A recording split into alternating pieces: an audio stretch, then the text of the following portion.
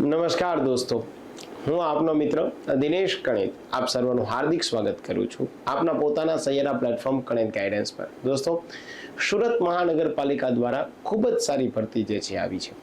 સુરત મહાનગરપાલિકા દ્વારા જે છે એ અલગ અલગ જગ્યાઓમાં 2300 કરતાં વધારે જગ્યા આવી છે, જેમાંથી મેજોરિટી જે છે એ કેન્ડિડેટ તૈયારી કરે છે ત્રીજી શ્રેણીના જે ક્લાર્ક છે એ મતલબ કે જુનિયર ક્લાર્કની પોસ્ટ છે। એક પ્રશ્ન એ થાય કે સર તૈયારી તો કરી દઉં, પણ સ્પેશિયલી જે GCSR Gujarat civil service rule મુલ્કી સેવાના નિયમો કેવી રીતે કરવા? હવે જો બે બાબત છે, એક તો મુલ્કી સેવાની પીડીએફઓ જે છે એ સોશિયલ મીડિયા યુનિવર્સિટીઓ પર જે ફરે છે એ આ પ્રિન્ટ આઉટ લઈ શકો, એ તો ફ્રી ફોર ઓલ છે, પરંતુ એમાં ભાષાઓ થોડીક સરકારી હોય। પેટા ખંડ 1 ના મુખ્ય ખંડ 2 મુજબ તો તમને એવું થાય કે સર પેટા ખંડ ગણવો કે મુખ્ય ખંડ ગણવો? એની જગ્યાએ કણેત ગાઈડન્સમાં હું દિનેશ કણેત છેલ્લા 7 વર્ષથી આ દોસ્તો જે છે આવા અલગ અલગ પ્રકારના સ્પર્ધાત્મક પરીક્ષાઓના કાયદાઓ ભણાવું છું। જીપીએસસી દ્વારા દોસ્તો જે છે એ 2021માં જીએમડીસી અસિસ્ટન્ટની પરીક્ષા લેવામાં હતી, એવા પરીક્ષા લેવાઈ હતી, એમાં આવા જ કાયદાઓ હતા। બેઠા ક્વેશ્ચન મેં કરાવેલા હતા, એમાંથી પૂછાયા। શું કામ? હું કોઈ ભગવાન નથી, પરંતુ હું ત્યાં સર્વે જોઉં છું, હું ત્યાં એ બાબતનું સ્ટડી કરું છું કે કેવા પ્રશ્ન પૂછાઈ શકે છે। હું તમને દોસ્તો જે છે આખો કાયદો નથી ભણાવતો, હું તમને એનો સારાંશ રૂપે કાયદો ભણાવું છું। બીજી બાબત, હમણાં જ દોસ્તો જે છે જીપીએસસી અસિસ્ટન્ટ મેનેજરની પરીક્ષા કન્ડક્ટ કરી, બેઠા ક્વેશ્ચન આવા જ કાયદાઓના જે છે એમાંથી પૂછાયેલા છે। આ બાબતે મેં આપણી જે છે કણેત ગાઈડન્સ યુટ્યુબ ચેનલમાં પ્લે લિસ્ટમાં પણ જે છે મૂકેલું છે। તો આજનો આ સ્પેશિયલી લેક્ચર જે સુરત મહાનગરપાલિકા દ્વારા પરીક્ષા આયોજિત થવાની છે, મતલબ કે એમાં GCSR આના ટોટલ 8 કાયદાઓ છે। પહેલા તો એ સમજો કે આ કાયદા શું છે। આજ દોસ્તો જે છે પોલીસ ડિપાર્ટમેન્ટ છે, તો એમાં આઈપીસી, CRPC, એવિડન્સ એક્ટ હતા, હવે એ બધા રદ કરી દીધા અને એમના સ્થાને BNS ભારતીય ન્યાય સંહિતા લાવવામાં આવી, જેથી કરીને કોઈ વ્યક્તિ જે છે અપરાધ કરે તો કોના આધારે એમની જે છે વિરુદ્ધમાં ચાર્જીસ દાખલ થાય, કોના આધારે એમને દંડ થાય, કોના આધારે એમને સજા પડે, કોના આધારે પુરાવા એકઠા કરે। આવી જ રીતે વહીવટી બાબતમાં દોસ્તો જે છે મુલ્કી સેવાના નિયમ હોય છે, કલેક્ટર કચેરી છે, વહીવટી કચેરીઓ હોય છે, એમાં આવા મુલ્કી સેવાના 2002માં ટોટલ 8 નિયમો બનાવવામાં આવેલા છે। આ 8 નિયમોનું દોસ્તો તમે બધું મટીરિયલ ફાઇન્ડ આઉટ કરવા જાઓ ને પોતાની જાતે, તો ઓછામાં ઓછા 500 થી 700 પેજ થાય, પણ કણેત ગાઈડન્સમાં જે સ્પેશિયલ કોર્સ છે એમાં માત્ર 100 થી 120 જ જે છે એ તમને મસ્ત મજાના કાયદાઓનો સારાંશ મળશે। આજનો આ સ્પેશિયલ લેક્ચર આવા જ મુલ્કી સેવાના એક ડેમો લેક્ચર તરીકેનો હું તમને આપું છું। આ ડેમો લેક્ચર જોશો તો તમને ખ્યાલ આવશે કે એકચ્યુઅલમાં તમારી પાસે જે કાયદાઓ છે એ અને એકચ્યુઅલમાં હું તમને જે કરાવું છું વિથ પ્રેક્ટિકલ એક્ઝામ્પલ। તો માત્ર વાંચન કરવાથી દોસ્તો નહીં થાય, તમે GCSR જે છે એમની પ્રિન્ટ આઉટ લઈ લો, પ્રિન્ટ આઉટ તો હું તમને આમ બી આપી દઈશ, અને માત્ર મટીરિયલ જે છે વાંચવાથી નહીં થાય, એની સાથે તમે એક લેક્ચર જોશો તો તમને ખ્યાલ આવશે કે કઈ રીતે મેં પ્રેક્ટિકલ એપ્રોચ સાથે જે છે તમને ભણાવ્યું છે। તો આજનો સ્પેશિયલ લેક્ચર સુરત મહાનગરપાલિકાની ભરતીને ધ્યાનમાં રાખી મુલ્કી સેવાના નિયમ અને મુલ્કી સેવા એટલે કે GCSR Gujarat civil service rule એમનો ડેમો લેક્ચર છે। આ બાબતમાં દોસ્તો જે છે ડેમો લેક્ચર તમે સેટિસ્ફાઈ થાવ, તમને થાય સર મટીરિયલ સારું છે, તો આપણે એક મહત્વની બેચ લોન્ચ કરેલી છે। આ બેચ દોસ્તો સુરત મહાનગરપાલિકાના જે મહાનગરપાલિકાનો જુનિયર ક્લાર્કનો કોર્સ છે એના સિલેબસમાં જે છે એ તમામ મુદ્દાઓ આવરી લેવામાં આવ્યા છે, જેમાં મુલ્કી સેવાના નિયમ, પછી જે છે GPMC એક્ટ છે 1949, એ પણ હું આપને કરાવીશ। આમાં એક તો દોસ્તો તમને હું જે છે મટીરિયલ આપીશ, માત્ર મટીરિયલ નહીં મળે એટલે એ બાબતે ઇન્ક્વાયરી કરતા નહીં, મટીરિયલ આપીશ એવો જ પાછો લેક્ચર્સ હશે, એટલે જેથી કરીને તમારો લખવામાં સમય બગડે નહીં। બીજું, એમના હું તમને MCQ પણ આપીશ, જેથી કરીને તમને ખ્યાલ આવે કે કેવા પ્રકારના જે છે એ પ્રશ્ન પૂછી શકાય। એના સિવાય ત્રીજું, અગાઉ આ પરીક્ષાઓ બાબતમાં આ સિલેબસ બાબતમાં કેવા ક્વેશ્ચન પૂછાયેલા છે એ પણ હું તમને આપીશ। તો આ કોર્સ જે સ્પેશિયલ સુરત મહાનગરપાલિકાનો એમાં 50% ડિસ્કાઉન્ટ છે, પણ માત્ર પ્રથમ 100 ઉમેદવારો માટે જ છે, આ ખાસ યાદ રાખજો। ઓલરેડી અત્યારે પ્રી બુકિંગમાં જ 29 વ્યક્તિઓએ જે છે એ એડમિશન લઈ લીધું છે, તો હવે માત્ર 71 વ્યક્તિ જ બાકી છે। તો આજનો આ ડેમો લેક્ચર જોઈ આપને એવું થાય કે યસ આપનું કન્ટેન્ટ સારું છે, તો આપણે કણેત ગાઈડન્સ એપ્લિકેશન ડાઉનલોડ કરવાની છે।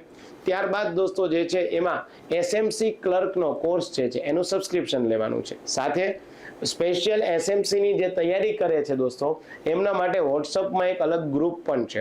આ ગ્રુપમાં જોડાવા માટે 7226926024 આ નંબર ઉપર જોઈન્ટ એસએમસી લખી અને મોકલી દેવાનું, જેથી કરીને સુરત મહાનગરપાલિકા સંબંધિત કોઈ પણ બાબતની અપડેટ હોય આ ગ્રુપમાં હું આપને મોકલી શકું. ઠીક છે, ચલો તો હવે વધારે વાતો ન કરતા સીધું આપણે ડેમો લેક્ચર તરફ જે છે જઈએ છીએ. થેન્ક યુ વેરી મચ દોસ્તો. ડેમો લેક્ચર નિહાળી અને ખાસ કમેન્ટ કરજો આપને આ ડેમો લેક્ચર બાદ કેવું કન્ટેન્ટ જે છે જણાવ્યું. થેન્ક યુ દોસ્તો. નમસ્કાર દોસ્તો, હું આપનો મિત્ર દિનેશ કણેત આપ સર્વનું હાર્દિક સ્વાગત કરું છું આપના પોતાના સૈયારા પ્લેટફોર્મ કણેત ગાઈડન્સ પર.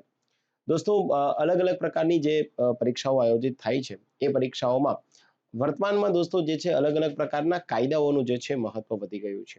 એવા સમયે ગુજરાતમાં મુલકી સેવા અને ગુજરાતમાં મુલકી સેવાના નિયમો આવા 2002 ના જે છે ટોટલ 8 અલગ અલગ નિયમો આપ્યા છે. એ નિયમમાં આજે મારે તમારી સાથે ચર્ચા કરવાની થાય છે ગુજરાતના મુલકી સેવાના નિયમો અને નિયમોમાં પણ ખાસ 2002 અને એમાં કયા નિયમો છે, પગાર ભથ્થા બાબતના નિયમોની ચર્ચા આજે આપણે આ લેક્ચરમાં કરવાની છે. આપ લોકો જાણો છો એમ દોસ્તો કે આ નિયમ જે છે એ તમે પીડીએફ જે છે એની પ્રિન્ટ આઉટ લ્યો અને એ દરમિયાન જે છે એ આપ વાંચો તો ત્યાં ઘણા બધા જે છે પ્રશ્નો ઊભા થાય.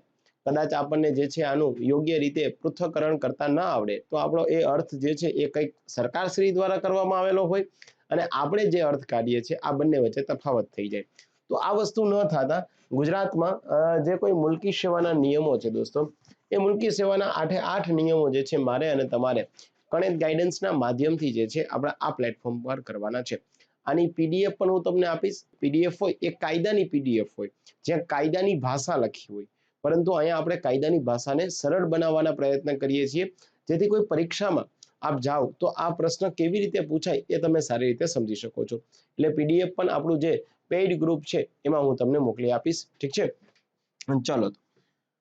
ગુજરાતમાં મુલકી સેવાના નિયમો અને એ મુલકી સેવાના નિયમોમાં દોસ્તો જે છે આપણે ચર્ચા કરવાની થાય છે સ્પેશિયલી જે પગારના નિયમો છે દોસ્તો એના ટોટલ 5 પ્રકરણ છે. ઘણી બધી વખત પરીક્ષામાં સીધો જ પ્રશ્ન પૂછવામાં આવતો હોય ગુજરાતમાં મુલકી સેવાના નિયમ 2002 એના પગારના નિયમોમાં પ્રકરણ 1, 2, 3, 4 માં શું આપેલું છે.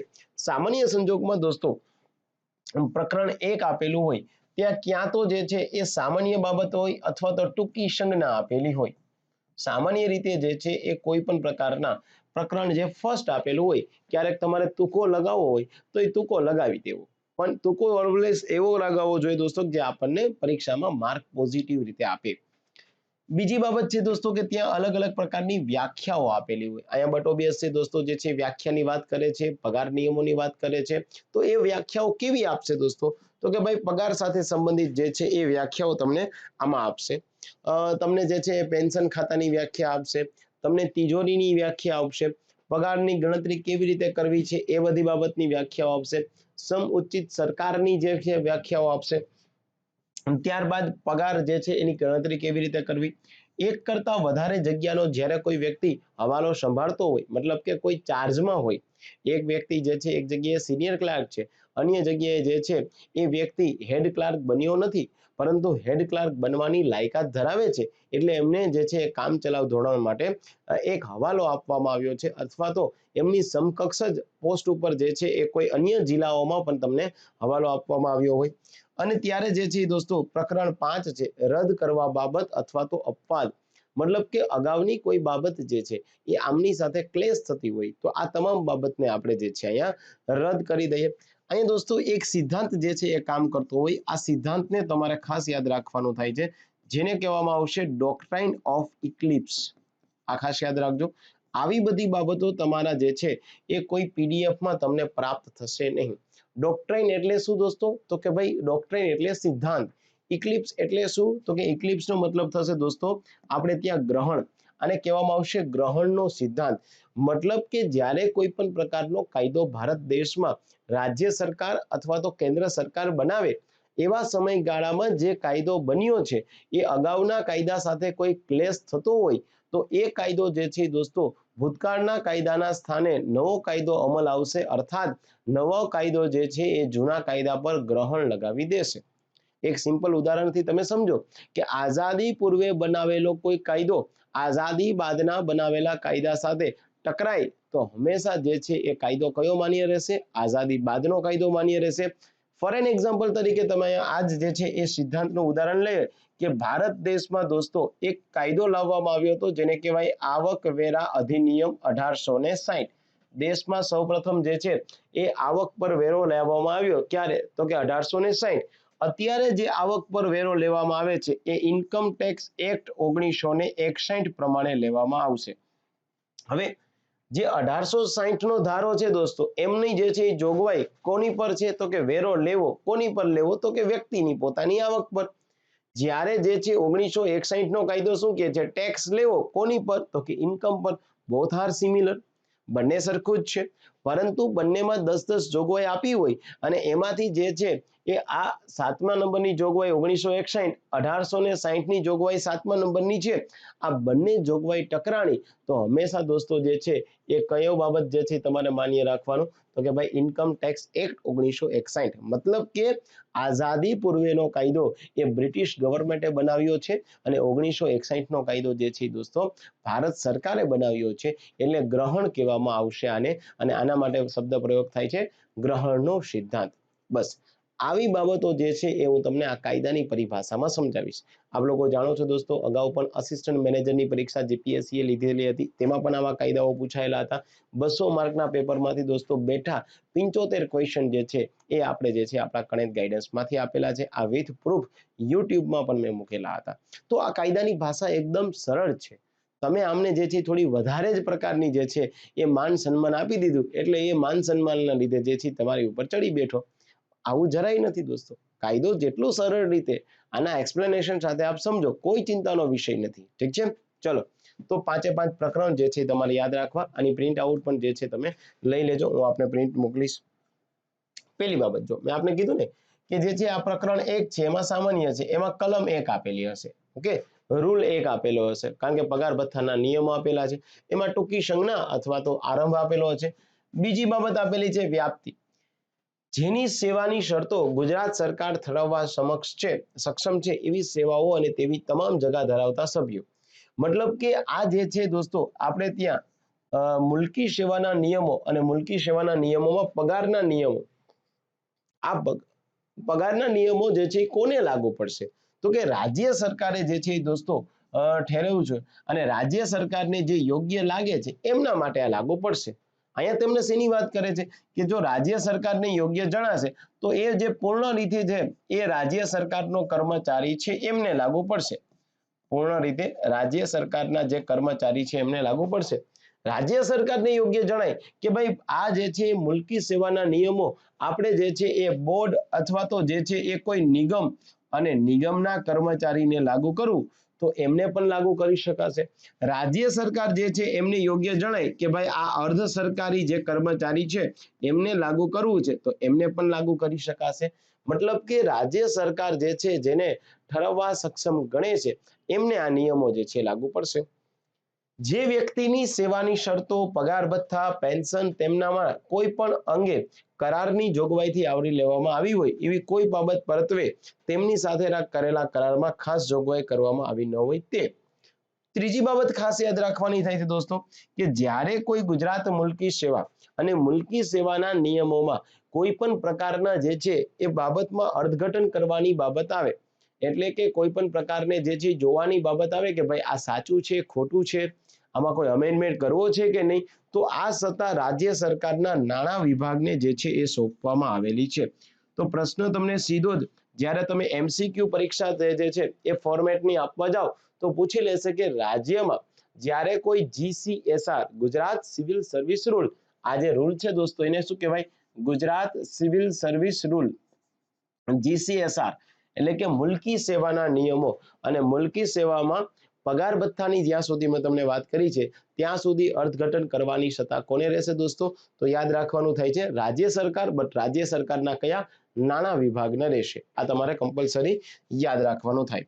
ત્યારબાદ છૂટછાટની સત્તા કોને આપવામાં આવશે? તો કે ભાઈ સરકારને એવું જણાય આવે કે આ નિયમો પૈકી કોઈ વ્યક્તિને કે વર્ગને અનુસૂચિત મુશ્કેલી ઊભી થાય એમ છે, આ નિયમોના લીધે જે છે એ કોઈ વ્યક્તિને નુકસાનની ભીતિ રહેલી છે અથવા તો એમને જે છે અન્ય કોઈ મુશ્કેલી ઊભી થાય તેવા કિસ્સામાં એક નિષ્પક્ષ અને સંતુલિત ન્યાય માટે કારણો લેખિત નોંધી સરકાર તેમને લેખિત આદેશ દ્વારા આ નિયમોમાં જેટલા પ્રમાણમાં આવશ્યક જણાય તેમને યોગ્ય લાગે તેવી જે છે શરતોને આધીન એક છૂટછાટ જે છે એ આપી શકશે. મતલબ કે જ્યારે સરકારને દોસ્તો આવી કોઈ પણ બાબતની યોગ્ય જણાય અને એ બાબત જ્યારે યોગ્ય જણાય અને એ સમયગાળામાં જે છે સરકારને એમ થાય કે ભાઈ આવા નિયમો લાગુ કરીએ તો આપણને જે છે આ બાબતનો જે છે એ બેનિફિટ થશે અથવા તો જે કોઈ પણ પ્રકારનો વ્યક્તિ છે દોસ્તો એમાં જે છે એમને મુશ્કેલી જણાય તો સરકાર પૂરો કાયદો નહીં બદલાવી દે, હે ને. આના માટે એક પ્રકારનો જે છે તમને ડોક્ટ્રાઇન ઓફ રીડિંગ ડાઉન કહેવામાં આવશે દોસ્તો. શું કહેવાય? ડોક્ટ્રાઇન ઓફ રીડિંગ ડાઉન. જો આવી બધી બાબતો તમે ભણશો ને દોસ્તો તો તમારી પરીક્ષામાં જે છે એ કોઈ વસ્તુ અઘરી નહીં હોય. ભલે કોઈ ટેકનિકલ પરીક્ષા લેવાય કે અન્ય કોઈ પણ પ્રકારના જીએસ ના સંદર્ભમાં આવા પ્રશ્ન પૂછાય. હવે તમને પ્રશ્ન થાય કે સર અહીંયા જે છે આવું તો મેં પહેલી વાર સાંભળ્યું છે, doctrine of reading down. Doctrine of reading ડાઉનનો ચોખ્ખો મિનિંગ શું થાય?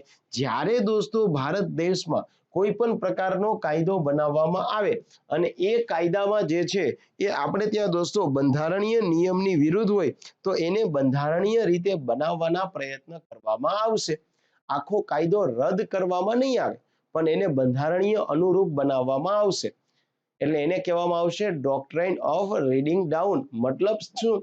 તો કે ભાઈ જ્યારે કોઈ પણ આ કાયદાના અમલ કરવામાં મુશ્કેલી થાય ત્યારે યોગ્ય કારણ હોય જેથી કરીને કોઈ વ્યક્તિને મુશ્કેલી થતી હોય તો આ નિયમોમાં જેટલા પ્રમાણમાં આવશ્યક છે એટલું, મતલબ કે જ્યાં સુધી આજે માની લઈએ કે ભાઈ આ આપણા ત્યાં પગાર ભથ્થાના નિયમો બનાવ્યા, આમાં 100 નિયમ બનાવ્યા પણ 100 નિયમમાંથી 5 નિયમ એવા છે કે જે કર્મચારીઓ માટે યોગ્ય જણાતા નથી, જે અમલ કર્યા બાદ આપણને ખ્યાલ આવ્યો અથવા તો જે છે કોઈ કર્મચારી મંડળ દ્વારા જે છે એ આપણને કહેવામાં આવ્યું કે સર આ જે છે અમારા માટે નુકસાન થાય. સરકારે પોતાની એક કોઈ પેનલ બનાવી, કોઈ સમિતિ બનાવી, સમિતિએ પણ સૂચન કર્યું કે સાચી વાત છે, સરકારશ્રીએ જે છે આ બાબતમાં ધ્યાન દોરવામાં આવ્યું અને સરકારશ્રીએ ધ્યાન દોર્યું એટલે પ્રશ્ન શું થયો કે ભાઈ આપણે ત્યાં જે છે એ કોઈ પણ પ્રકારે આવી બાબત ન થાય એના માટે થઈ અને આ જે છે એને કહેવાય ડોક્ટ્રાઇન ઓફ રીડિંગ ડાઉન. ઓકે, જેટલી બાબત નડતર રૂપ છે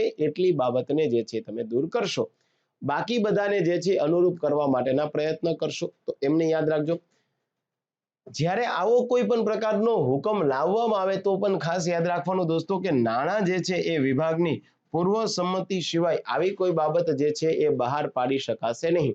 અહીંયા તમને સીધો જ દોસ્તો એક એમસીક્યુ જે છે પ્રશ્ન પૂછી શકાય કે ભારત દેશમાં રાજ્ય સરકાર ગુજરાત છે એમના દ્વારા પગાર નિયમ જે છે એ 2002 બનાવવામાં આવ્યા. આ પગાર નિયમમાં કોઈ પણ મુશ્કેલી સર્જાય તો શું થાય? ઓપ્શન આપેલા છે કે સરકારને યોગ્ય કારણ જણાય તો નિષ્પક્ષ અને સંતુલિત ન્યાય માટે થઈ અને લેખિત કારણ નોંધી જેટલા પ્રમાણમાં આવશ્યક છે એટલા પ્રમાણમાં નાણાં વિભાગની સહમતિ બાદ તમે એમાં ફેરફાર કરી શકશો. ઓકે, આ સ્ટેટમેન્ટ 1 થઈ જાય, આ સ્ટેટમેન્ટ 2 થઈ જાય, આ સ્ટેટમેન્ટ 3 થઈ જાય. હવે તમે કહેશો સર આમાં તો જ્યારે વિધાન વાક્ય આવે ત્યારે શું કરવું? આના માટે તમારે એકદમ વ્યવસ્થિત, એકદમ શાંત ચિત્તે વિચારવું પડે અને એ જે છે એ મેં તમને કરાવ્યું છે એ તમે વિચારી લો. That's enough. કોઈ ચિંતાનો વિષય નથી દોસ્તો. અને તમારે જો ટ્રાય કરવી હોય તો આ જેટલી મેં વસ્તુ તમને સમજાવી છે તમે ઓરિજિનલી પીડીએફ કાઢો અને આની સાથે કમ્પેરિઝન કરો, જાઓ તમને સમજાવી તો. અને આ કોર્સ આપણે એટલા માટે જ બહાર પાડ્યો છે કે તમને સારી રીતે તમારી ભાષામાં હું ડિલિવર કરી શકું. ઠીક છે, ચલો તો દોસ્તો આગળ વધીએ. ત્યારબાદ કરારની શરતોને ન્યાય ક્ષમતા. સરકારે કોઈ વ્યક્તિ સાથે તેની સેવા સંદર્ભે કોઈ કરાર કર્યો હોય તેવા વિશિષ્ટ કરારની કાયદેસર ન્યાયક્ષમ શરતો અને બોલીઓ આ જોગવાઈની ઉપરવટ રહેશે નહીં. આજે દોસ્તો જે છે એ સરકારે કોઈ સાથે કોઈ પણ પ્રકારનો એમઓયુ કર્યો છે પણ એ એમઓયુ કર્યો છે પણ આ નિયમ સાથે ક્લેશ થતો હોય તો જે છે એ એમઓયુ નો મતલબ રહેશે તો કે નહીં રહે. પગાર ભથ્થા રજાની માંગણીઓનું નિયમન. સરકારી કર્મચારીઓના પગાર ભથ્થા અંગેની માંગણી જે તે સમયે અમલમાં હોય તેવા પગાર ભથ્થા મેળવવાના નિયમો લાગુ પડશે. તે રજા માટે અરજી કરે, અરજી મંજૂર થાય તે સમયે અમલમાં હોય તો તે નિયમો તેની રજાની માંગણીને જે છે એ લાગુ પડશે. સિવાય કે જો આવા ફેરફારો કરવામાં ન આવ્યા હોય તો તેને મળવા પાત્ર થાય. આ ખાસ યાદ રાખવાનું. શું કહે છે દોસ્તો? પગાર ભથ્થા અને રજાની માંગણીઓનું નિયમન. મતલબ કે સરકારી કર્મચારીના પગાર ભથ્થા અંગેની માંગણી જે તે સમયે અમલમાં હોય તેવા પગાર ભથ્થા મેળવવાનો નિયમ લાગુ પડશે. અર્થાત જ્યારે દોસ્તો જે છે એ જે નિયમ લાગુ હોય તે અનુરૂપ જે છે એ થશે. તે રજા માટે અરજી કરે અને તે અરજી મંજૂર થાય તો તે સમયે અમલમાં હોય તે નિયમો તેની રજાની માંગણીને લાગુ પડશે. હવે સમજો આ શું કહે છે દોસ્તો કે આજે આપણે કહીએ છીએ ને કે ભારત દેશમાં જે છે એ બંધારણ અને બંધારણનો અનુચ્છેદ છે અને બંધારણના અનુચ્છેદમાં 20 નંબર આપેલો છે. આ 20 નંબરમાં જે છે એ શું આપેલું છે કે કોઈ પણ પ્રકારની જે છે એ વ્યક્તિ છે એ વ્યક્તિને ગુના સામે દોષિત કરવા અંગેનું રક્ષણ. હવે એમાં પાછું જે છે એ 20(1) આપેલું છે. 20(1) શું કીધું છે? જ્યારે કોઈ ગુનો કર્યો, જ્યારે ગુનો કર્યો ત્યારે જે કાયદો અસ્તિત્વમાં તેના આધારે, જે કાયદો અસ્તિત્વમાં તેના આધારે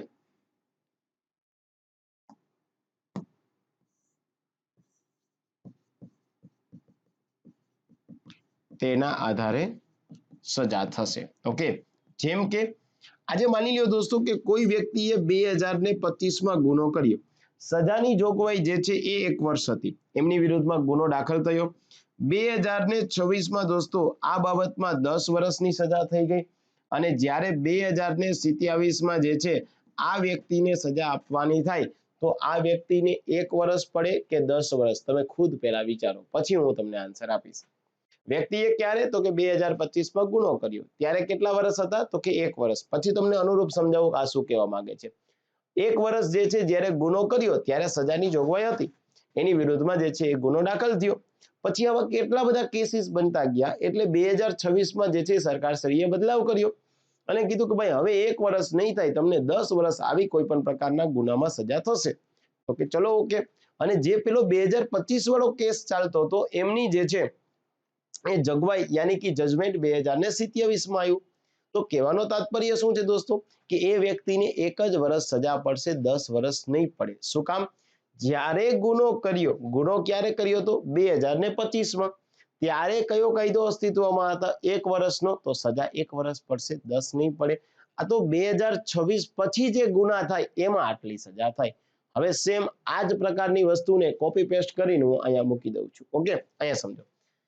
જ્યારે કોઈ સરકારી કર્મચારીના પગાર ભથ્થા અંગેની માંગણી જે તે સમયે અમલમાં હોય તેવા પગાર ભથ્થા મેળવવાના નિયમો લાગુ પડશે. મતલબ કે આજે કોઈ વ્યક્તિ દોસ્તો જે છે એ 2025માં રજા પર જાય છે અને એ રજા પર જાય છે એ સમયે જે પગાર ભથ્થાના નિયમો છે એ એમને લાગુ પડે. માની લઈએ કે કોઈ વ્યક્તિ 2 વર્ષ સુધી જે છે એ રજા પર રહ્યા અને 2027માં ફરીથી પદ પર આવે છે. 2 વર્ષની જે છે એમની રજા બાદ કોઈ ખાસ માંદગી છે, કોઈ ખાસ એવું કોઈ કારણ છે, અથવા તો કદાચ કોઈ વ્યક્તિ એવો છે દોસ્તો કે જે છે એન્ટી કરપ્શન બ્યુરો અને એ એસીબી જે છે એમની રેડમાં આવી ગયો છે.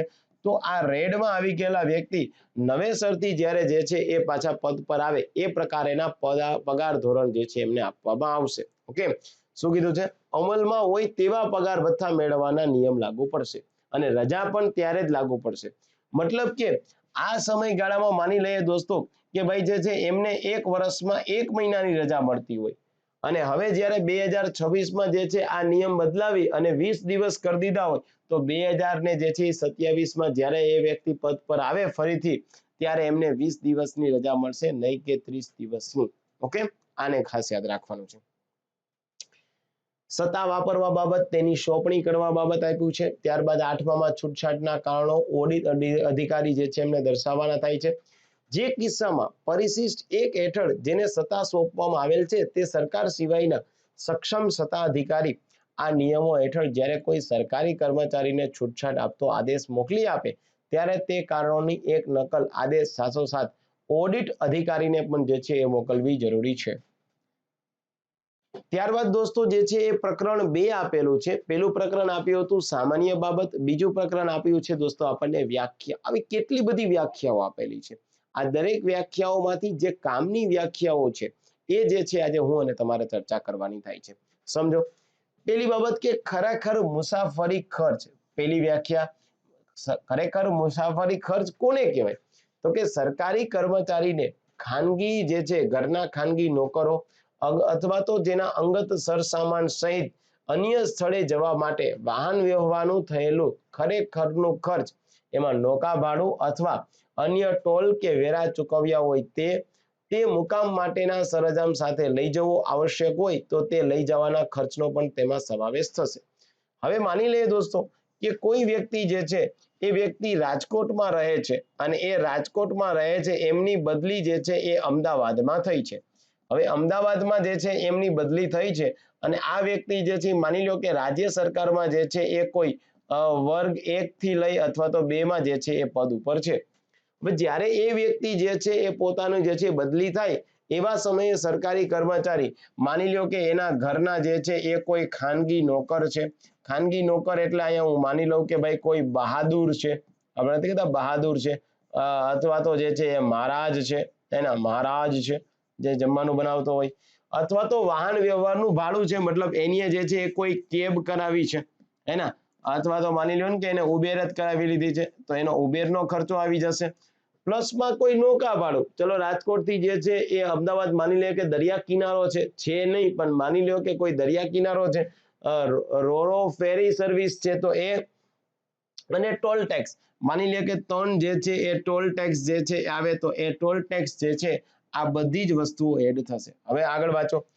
પરંતુ તેમાં હોટેલ કે મુસાફર કે બંગલામાં રહેવાની સવલત મેળવવાના, અલ્પાહાર વગેરે કે જરૂરી ચીજવસ્તુનો સ્ટોર્સ, વાહનોના હેરફેર કે ચાલકને બક્ષિસ તથા એવા ખર્ચ અથવા કાચના માલ સામાન ફૂટે કે ફર્નિચરના ઘસારા જેવા આકસ્મિક નુકસાન ખર્ચના તેમજ ઘરકામ માટે રોકેલા વધારાના ખાનગી નોકરનો સમાવેશ નહીં થાય. જો આ બધાનો સમાવેશ થશે, ઓકે, પણ કોનો સમાવેશ નહીં થાય દોસ્તો? તો કે ભાઈ વધારાના ખાનગી નોકર, એમને જે છે વધારાના જે છે એ ખાનગી નોકર, આમનો સમાવેશ નહીં થાય. હવે તમારી જે છે એ વસ્તુ કોઈ જે છે ટ્રકમાં ભરી લેવામાં આવી છે અને એ ટ્રકમાં દોસ્તો જે છે એ કોઈ પણ પ્રકારનું જે છે એ હલનચલનના લીધે જે છે સ્પીડ બ્રેકરના લીધે કોઈ ફર્નિચરમાં જે છે એ કોઈ નુકસાની થઈ તો એ વસ્તુ જે છે આમાં કન્સિડર થાય? તો કે ના. રસ્તામાં દોસ્તો જે છે એ કોઈ સ્ટારબક્સ આવ્યું છે, કોઈ કેફે કોફી ડે આવ્યું છે એના, અને તમે સ્ટારબક્સમાં કે સીસીડીમાં કોફી જે છે એ પીધી છે તો કોફી આમાં મુન્ના સમાવેશ થાય? તો કે જરાય ન થાય. રસ્તામાં તમને કોઈ ચોકલેટ શોપ આવી છે અને તમે કીધું કે મારે તો ચોકલેટ ખાવી છે તો મુન્ના ચોકલેટ લઈ લે ખરી, એનો વાંધો નથી, પણ ચોકલેટનો આમાં સમાવેશ થશે? તો કે ન થાય દોસ્તો. આવી હેરફેર જે છે એ બાબત જે છે ફર્નિચરના ઘસારા, આર્થિક નુકસાન અથવા તો રોકેલા વધારે બાબતનો સમાવેશ થશે નહીં. આ પણ તમારો એક સારી રીતે દોસ્તો MCQ બની જાય કે ભાઈ પગાર ભથ્થાના નિયમ જે છે આ નિયમમાં દોસ્તો આપણે કઈ કઈ બાબતનો જે છે એ સમાવેશ થશે અને કઈ કઈ બાબતનો સમાવેશ નહીં થાય. તો તમારે યાદ રાખવાનું થાય છે કે કઈ કઈ બાબતનો સમાવેશ થશે. ઓકે, ત્યારબાદ એક તો ફાળવણી. આપણે ત્યાં દોસ્તો જે છે ફાળવણી એટલે શું? તો કે સરકારી માલિકીની ભાડાપટ્ટેથી કે અધિગ્રહણ કરેલી રહેણાંક જે છે એ રહેણાંક, અહીંયા લખવાનું થાય છે રહેણાંક ની સગવડ માટેની જગા કે તેના હિસ્સાનો રહેણાંક તરીકે ઉપયોગ કરવા માટે તેમનો કબજો જે છે એ ધરાવનાર, આપણે ત્યાં જે છે એ ધરાવનાર સરકારી કર્મચારીને આપેલો પરવાનો. ઓકે, એટલે આજે માની લ્યો દોસ્તો કે કોઈ પણ પ્રકારે જે છે એ આપણે કહેતા હોય છે ને કે ભાઈ કમિશનર શ્રીનો બંગલો, કમિશનર શ્રીનો બંગલો, અથવા તો માની લઈએ કે આપણે બોલતા હોય છે દોસ્તો કલેક્ટર શ્રીનો બંગલો, તો સરકારી માલિકીની હોય ત્યાં તો દોસ્તો જે છે એ માલિકી સરકારની છે. આજે માની લઈએ દોસ્તો કે ભાઈ કોઈ પણ જે છે એ મોરબીમાં જે છે એ મહાનગરપાલિકા જે છે એ બનાવવામાં આવેલી છે, તો મહાનગરપાલિકા બનાવવામાં આવેલી હતી તો ઓલરેડી દોસ્તો ત્યાં જે છે શું હતું? તો કે કલેક્ટરનો બંગલો હતો, ડેપ્યુટી કલેક્ટરનો બંગલો હતો, એસપી સરનો બંગલો હતો, એ બધી સરકારી માલિકીની જે છે. પણ ત્યાં કમિશનર બંગલો નહોતો, પણ હવે ત્યાં કમિશનરની નિમણૂક કરી છે તો બટ ઓબ્વિયસ છે દોસ્તો કે એ કમિશનર માટે જે છે રહેણાંકની સુવિધા ઊભી કરવી પડશે, કારણ કે સિનિયર જે છે IS છે અથવા તો સિનિયર જે છે GAS એટલે કે ગેસ કેડરના વ્યક્તિ છે. તો આવા સમયે શું થશે દોસ્તો? તો કે ભાઈ સરકાર દ્વારા અધિગ્રહણ અથવા તો સરકારે એમના માટે કોઈ ભાડા પેટે જે છે એ રાખેલી જમીન જે છે ત્યાં રહેણાંકનો હિસ્સો જે છે એને પરવાનો. જોડાણ એટલે શું? આ નિયમ સાથે સંલગ્ન બાબતો. પરિશિષ્ટ એટલે શું? આ નિયમ સાથે સંલગ્ન જે છે પરિશિષ્ટ એડ કર્યું હોય તે. એક અહીંયા આપેલું છે દોસ્તો નિમણૂક શતાધિકારી, જે નોકરી અથવા તો હોદ્દા ઉપરથી નિવૃત્ત થવા ઈચ્છુક સરકારી કર્મચારીની તેવી નોકરી કે હોદ્દા પર નિમણૂક કરવા સક્ષમ જે છે સત્તાધિકારી છે. એટલે આજે આપણે માની લઈએ દોસ્તો કે કોઈ પણ પ્રકારનો તમને ઓર્ડર આપવામાં આવે તો ભાઈ આજે એક સેકન્ડ માટે આપણે માની લઈએ કે અમદાવાદ મ્યુનિસિપલ કોર્પોરેશન, અને અમદાવાદ મ્યુનિસિપલ કોર્પોરેશનમાં દોસ્તો જે છે એ જુનિયર ક્લાર્ક તરીકે, સહાયક જુનિયર ક્લાર્ક તરીકે કોઈને ઓર્ડર આપવામાં આવે ત્યારે જે છે એ ઓર્ડર કયા અધિકારીના જે છે એ સાઇનથી થાય? તો આજે આપણે બોલી શકીએ કે ભાઈ આ જે છે એ મેનેજર, ત્યાં એક પદ હોય છે મેનેજર, એટલે એને કહેવાય એસ્ટાબ્લિશમેન્ટ, એટલે એને શું બોલાય? એસ્ટા. તો કે એ મેનેજર જે છે એ ક્લાસ 2 છે એ હોદ્દાની રૂએ આ જે છે એ વર્ગ 3 ના કર્મચારીઓને ઓર્ડર રિલીઝ કરે છે. તો શું થયું? નિમણૂક શતાધિકારી, જે નોકરી અથવા હોદ્દા ઉપરથી નિવૃત્ત થવા ઈચ્છુક સરકારી કર્મચારીની નોકરી કે હોદ્દા પરથી નિમણૂક કરવા સક્ષમ સત્તાધિકારીની વાત કરે છે. તાલીમી અથવા તો દોસ્તો જે છે એને કહેવામાં આવશે એપ્રેન્ટિસ, એટલે કે સરકારી નોકરીમાં રાખવાના હેતુથી કોઈ પણ વ્યાપાર અથવા તો વધારાનો જે છે ધંધામાં તાલીમ અર્થે જે છે એ મોકલવામાં આવે તો એને શું કહેવામાં આવશે દોસ્તો? તો કે એપ્રેન્ટિસ કહેવામાં આવશે. તો એ યાદ રાખવાનું થાય છે કે આપણે ત્યાં દોસ્તો એપ્રેન્ટિસ એક્ટ જે છે એ ક્યારે લાવવામાં આવ્યો? તો કે ભારત દેશમાં એપ્રેન્ટિસ એક્ટ ઓફિશિયલ જે છે એ ક્યારે? તો કે ભાઈ આ એપ્રેન્ટિસશિપ એપ્રેન્ટિસ એક્ટ ઓફિશિયલ જે છે દોસ્તો 1961 માં જે છે એ લેવામાં આવ્યો હતો. શેના માટે? આપણે નથી કહેતા કે કોઈ વ્યક્તિ આઈટીઆઈ કરી લે અને આઈટીઆઈ કરી લીધા બાદ જે છે દોસ્તો ત્યાં જે છે એમને એપ્રેન્ટિસ પર રાખવામાં આવે છે, તો આને શું કહેવાય? એપ્રેન્ટિસ એક્ટ કહેવામાં આવશે. તો એક વસ્તુ તમારે યાદ એ પણ રાખવાનું થાય છે કે ભાઈ એપ્રેન્ટિસ એક્ટ જે છે એ કયા વર્ષે આવ્યો, આવી બધી બાબતો તમારે કમ્પલસરી યાદ રાખવાની થાય. અને એપ્રેન્ટિસ એક્ટ છે દોસ્તો, એ એપ્રેન્ટિસ એક્ટમાં જે છે હવે સુધારા પણ થઈ ગયા છે. એપ્રેન્ટિસ એક્ટ 1961 એટલે શું? સરકારી નોકરીમાં રાખવાના હેતુથી કોઈ વ્યાપાર કે ધંધામાં તાલીમ અર્થે મોકલવામાં આવે તો વ્યક્તિ કે જેને આવી તાલીમ દરમિયાન સરકાર તરફથી માસિક ધોરણે ચૂકવણી કરવામાં આવતી હોય, જેને ખાતાના સરવંગમાંથી કોઈ મૂળ જગ્યા કે જગા સામે નોકરીમાં રાખવામાં આવી ન હોય તે વ્યક્તિ. પણ યાદ રાખજો કે આમાં સમયાંતરે ઘણા બધા સુધારા થયા અને ઓફિશિયલ અત્યારે દોસ્તો જે છે એપ્રેન્ટિસ એક્ટ કયા વર્ષનો છે? તો કે ભાઈ 1961 નો ઓફિશિયલ છે. એમાં ઘણા બધા સુધારા થયા, 2015 માં થયો તો, અને અત્યારે જે છે 2019 નો જે છે એ લેટેસ્ટ એક્ટ છે, એને યાદ રાખવાનો થશે. ત્યારબાદ ઓડિટ અધિકારી છે. ઓડિટ અધિકારી કોને કહેવાશે? ભારત સરકારના કેગ, એટલે કે કેગ નો મતલબ શું થાય દોસ્તો? કોમ્પ્ટ્રોલર and auditor general of India. નિમણૂક આપેલ હોય ભલે પછી તેમના સત્તાવાર હોદ્દાનું નામ ગમે તે હોય, તેવા હિસાબી અધિકારી કે ઓડિટ અધિકારી જેના અધિકાર ક્ષેત્રમાં કોઈ સરકારી કર્મચારી નોકરી કરતો હોય તેવી નોકરીના ખરાપણે અંગે નોકરી કરી હોય તો એને શું કહેવામાં આવશે? કે સર્વંગ એટલે શું? જુદા જુદા એકમ તરીકે મંજૂર કરવામાં આવેલ સેવા કે સેવાના કોઈ ભાગનું સંખ્યાબળ, એને શું કહેવામાં આવશે? સર્વંગ. મુકામ રસાલો, આવા શબ્દને ખાસ યાદ રાખો. મુકામ રસાલો એટલે શું થશે દોસ્તો? મુકામની હેરફેર કરવા માટેના સાધનો.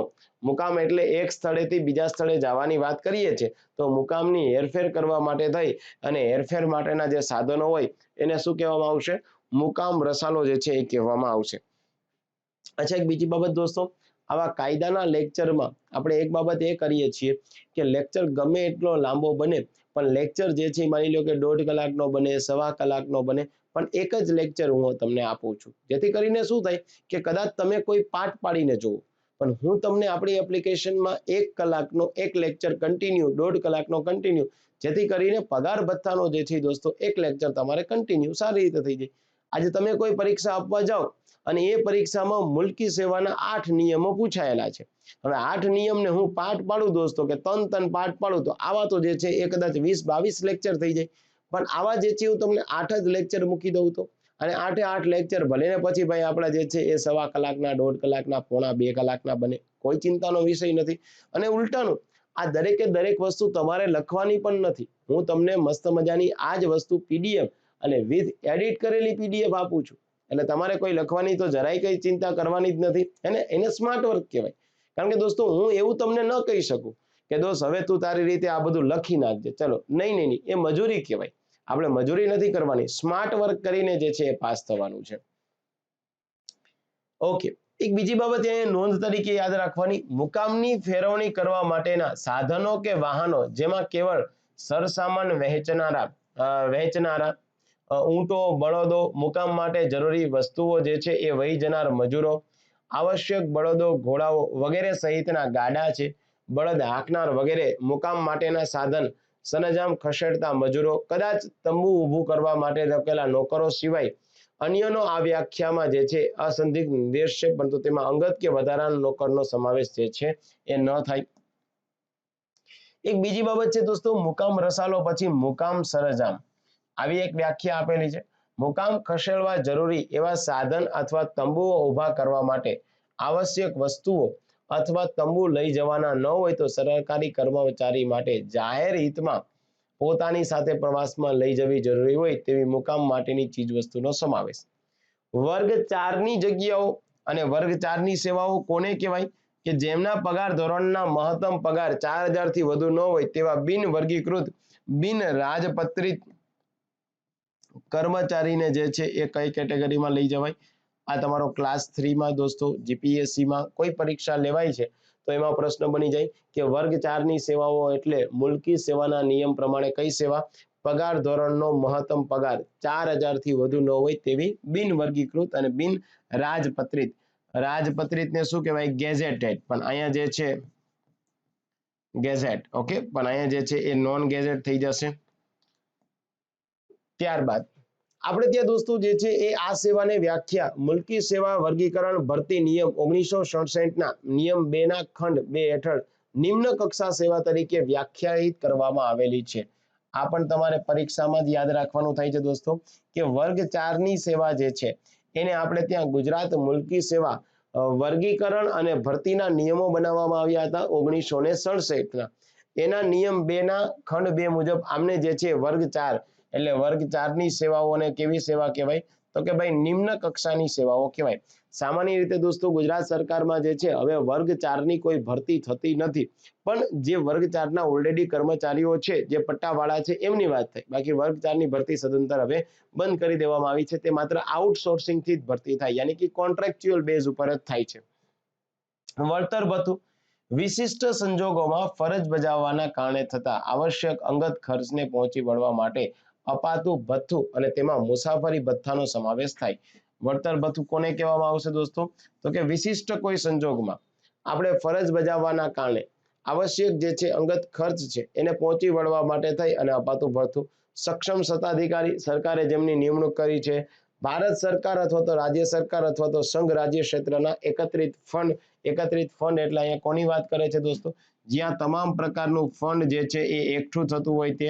અહીંયા વાત કરીએ છીએ આપણે રાજ્યની અથવા તો કેન્દ્રની જે છે એ સંચિત નિધિની. તો સંચિત નિધિ ભારતના બંધારણના કેટલા અનુચ્છેદમાં આવશે?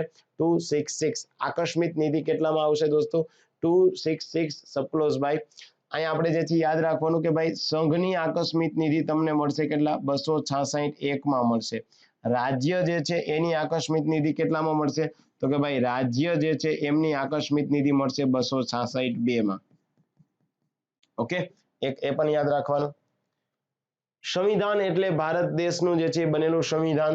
વાહન ભથ્થું એટલે મર્યાદિત વિસ્તારમાં અસાધારણ પ્રમાણમાં પ્રવાસનો સમાવેશ થયેલ હોય તેવી ફરજના પાલનમાં પ્રવાસ પાછળ થતા સંભવિત ખર્ચ ને ખાસ અનુલક્ષી જેનો પગાર નિયત કરવામાં આવ્યો ન હોય તેવા સરકારી કર્મચારીને મજૂર કરવામાં આવેલું ભથ્થું. ત્યારબાદ દોસ્તો આ ખાસ યાદ રાખવાનું થાય છે પ્રથમ નિમણૂકની તારીખ, એટલે કે સરકારી કર્મચારીએ સરકારી નોકરીમાં પ્રથમ નિમણૂકની જગ્યાએ ફરજ સંભાળ્યાની તારીખ. એટલે માની લઈએ દોસ્તો જે છે એ કોઈ વ્યક્તિને 18 તારીખે મે મહિનામાં 2025માં જે છે એ ચીફ ગેસ્ટ, હોમ મિનિસ્ટર છે, પીએમ છે, સીએમ છે, મેમ્બર ઓફ પાર્લામેન્ટ છે, એમના હસ્તે જે છે એ ઓર્ડર આપવામાં આવ્યો હોય અને ત્યારબાદ જે છે દરેકને કહેવામાં આવ્યું હોય કે તમને જે ઓર્ડર આપવામાં આવ્યો છે અને એ ઓર્ડરમાં જે છે એ તમારે ખાસ યાદ રાખવાનું થાય કે ભાઈ તમારે 1 અઠવાડિયામાં જે છે એ તમારે પદ પર હાજર થઈ જવું. અને 1 અઠવાડિયામાં પદ પર હાજર થઈ જવું છે અને કોઈ વ્યક્તિ જે છે એ નેક્સ્ટ ડે 19/5/2025 જે છે હાજર થાય અને ત્યારે નિમણૂક મેળવે તો આની વાત કરે છે, 18/5 ની વાત કરતા નથી. ઓકે, સરકારી કર્મચારીએ સરકારી નોકરીમાં પ્રથમ નિમણૂકની જગ્યાએ ફરજ સંભાળ્યાની તારીખ એટલે એ તારીખને શું કહેવાય? પ્રથમ નિમણૂકની તારીખ કહેવામાં આવશે. આ ખાસ યાદ રાખજો. સામાન્ય સંજોગમાં દોસ્તો એવું થતું હોય કે આવી જે પ્રથમ નિમણૂકની તારીખ હોય ને એ જ્યારે ઓર્ડર રિલીઝ કરે એના 1 અઠવાડિયામાં જે છે તમને સમય આપતા હોય છે કે ભાઈ આપ 1 અઠવાડિયામાં જે છે એ તમારા પદ પર જે છે એ હાજર થઈ જાઓ. દૈનિક ભથ્થું છે દોસ્તો, મુખ્ય મંતકે જે છે એ ગેરહાજરી બદલ તેવી ગેરહાજરીના પરિણામે તેમણે કરેલા સામાન્ય દૈનિક ખર્ચને પહોંચી વળવા માટે સરકારી કર્મચારીને આપવામાં આવતું પ્રતિદિનનું ભથ્થું એટલે એને શું કહેવામાં આવશે? દૈનિક ભથ્થું. દિવસ, એક મધ્યરાત્રિથી શરૂ થઈ અને બીજી મધ્યરાત્રિએ પૂરો થતો સમયગાળો એને કહેવાય દિવસ. મૃત્યુ સહ નિવૃત્તિ જે છે એ ગ્રેજ્યુઇટી અર્થાત ગુજરાત મુલ્કી સેવા પેન્શન નિયમ 2002 ના નિયમ 81 હેઠળ ચૂકવવામાં આવતી રકમ એને શું કહેવાય? મૃત્યુ સહ નિવૃત્તિ ગ્રેજ્યુઇટી. આ યાદ રાખવાનું થાય છે ગ્રેજ્યુએટી દોસ્તો. હવે તમને એ નહીં ખ્યાલ આવે કે sir what is mean by gratuity? આપણે ત્યાં દોસ્તો જે છે એક તમને મુદ્દો સમજાવું છું. તમારી કોઈ પણ પ્રકારની પ્રાઇવેટ ફર્મ છે હે ને, એ તમારી પ્રાઇવેટ જે છે એ કોઈ પણ પ્રકારનો ધંધો રોજગાર તમે શરૂ કર્યો છે. પ્રાઇવેટ ફર્મમાં જે છે એ થાય છે એવું કે તમારી ધંધાની એક પોતાની ગુડવિલ બની છે. ધંધાની શું બની છે દોસ્તો? તમારી ગુડવિલ બની છે અને તમારી ધંધાની પાઘડી બોલો છો કે ભાઈ તમે ટાટા કંપનીના શેર લેશો તો એ શેર તમને ડૂબવા નહીં દે. આ શું થયું?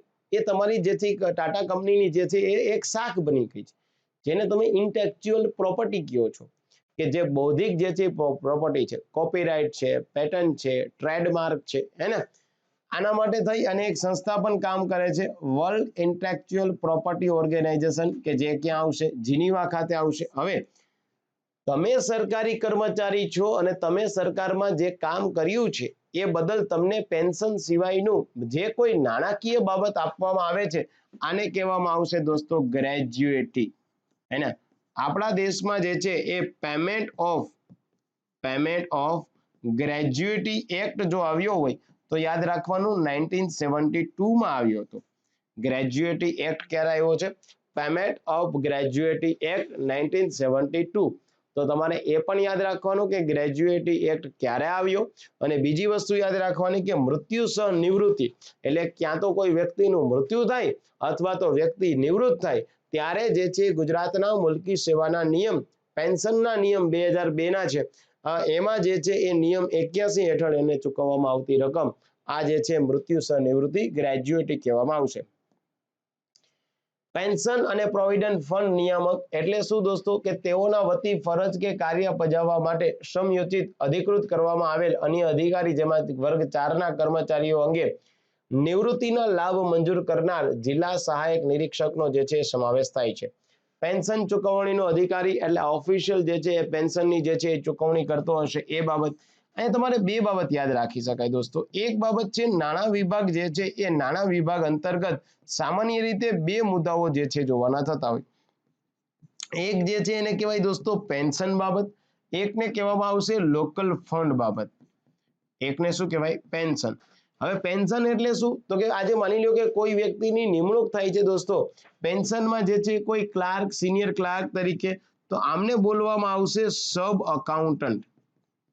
આને શું બોલવામાં આવે? સબ અકાઉન્ટ. જે પેન્શન જે છે કર્મચારીઓની તમામ ડિટેલ રાખશે, પેન્શન કેટલું મળવાપાત્ર છે, કેટલું મળવા પાત્ર નથી એ બધી બાબત જોશે.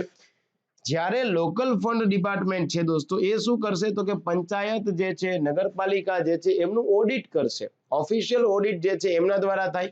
તો આ જે છે એમને કહેવામાં આવશે સબ ઓડિટર. તમે જાણતા હશો કે સબ અકાઉન્ટ, સબ ઓડિટરની ભરતીઓ આવતી હોય. તો આ જે છે એ Gujarat panchayat local fund, Gujarat panchayat local fund અધિનિયમ 1963 અંતર્ગત જે છે એ પંચાયતોનું ઓડિટ થતું હોય. તો તમારે એ પણ વસ્તુ જે છે યાદ રાખજો. આવા એક્ટની સાથે આટલું ડિટેલમાં એક્સપ્લેનેશન અને આની જ સાથે આ પ્રેક્ટિકલ જે છે એ તમને સમજાવું છું એટલા જ તમારા મગજમાં આ વસ્તુ બેસે છે. Okay, yes. ચલો તો આ વસ્તુને યાદ રાખજો. ફરજમાં નીચે મુજબનો સમાવેશ થાય. અજમાયશી તરીકે નોકરી, હાજર થયાના સમય, જોઈનિંગ ટાઈમ, સરકારના હુકમ અથવા હુકમ મુજબ અધિકૃત કરવામાં આવેલ શિક્ષણ કે તાલીમ માટે. આપણે યાદ રાખવાનું કે તાલીમ લેવાના સ્થળ, તાલીમ લેવા માટે જ્યાંથી સરકારી કર્મચારી રવાના થયા હોય તે જે છે દોસ્તો આપણે ત્યાં જે છે એ કોઈ પણ પ્રકારના તાલીમ લેવાના સ્થળ, તાલીમ લેવા માટે જ્યાંથી સરકારી કર્મચારી રવાના થાય તે સ્થળ વચ્ચેની મુસાફરી માટે આવશ્યક વ્યાજબી સમય પણ તાલીમનો જ એક હિસ્સો છે.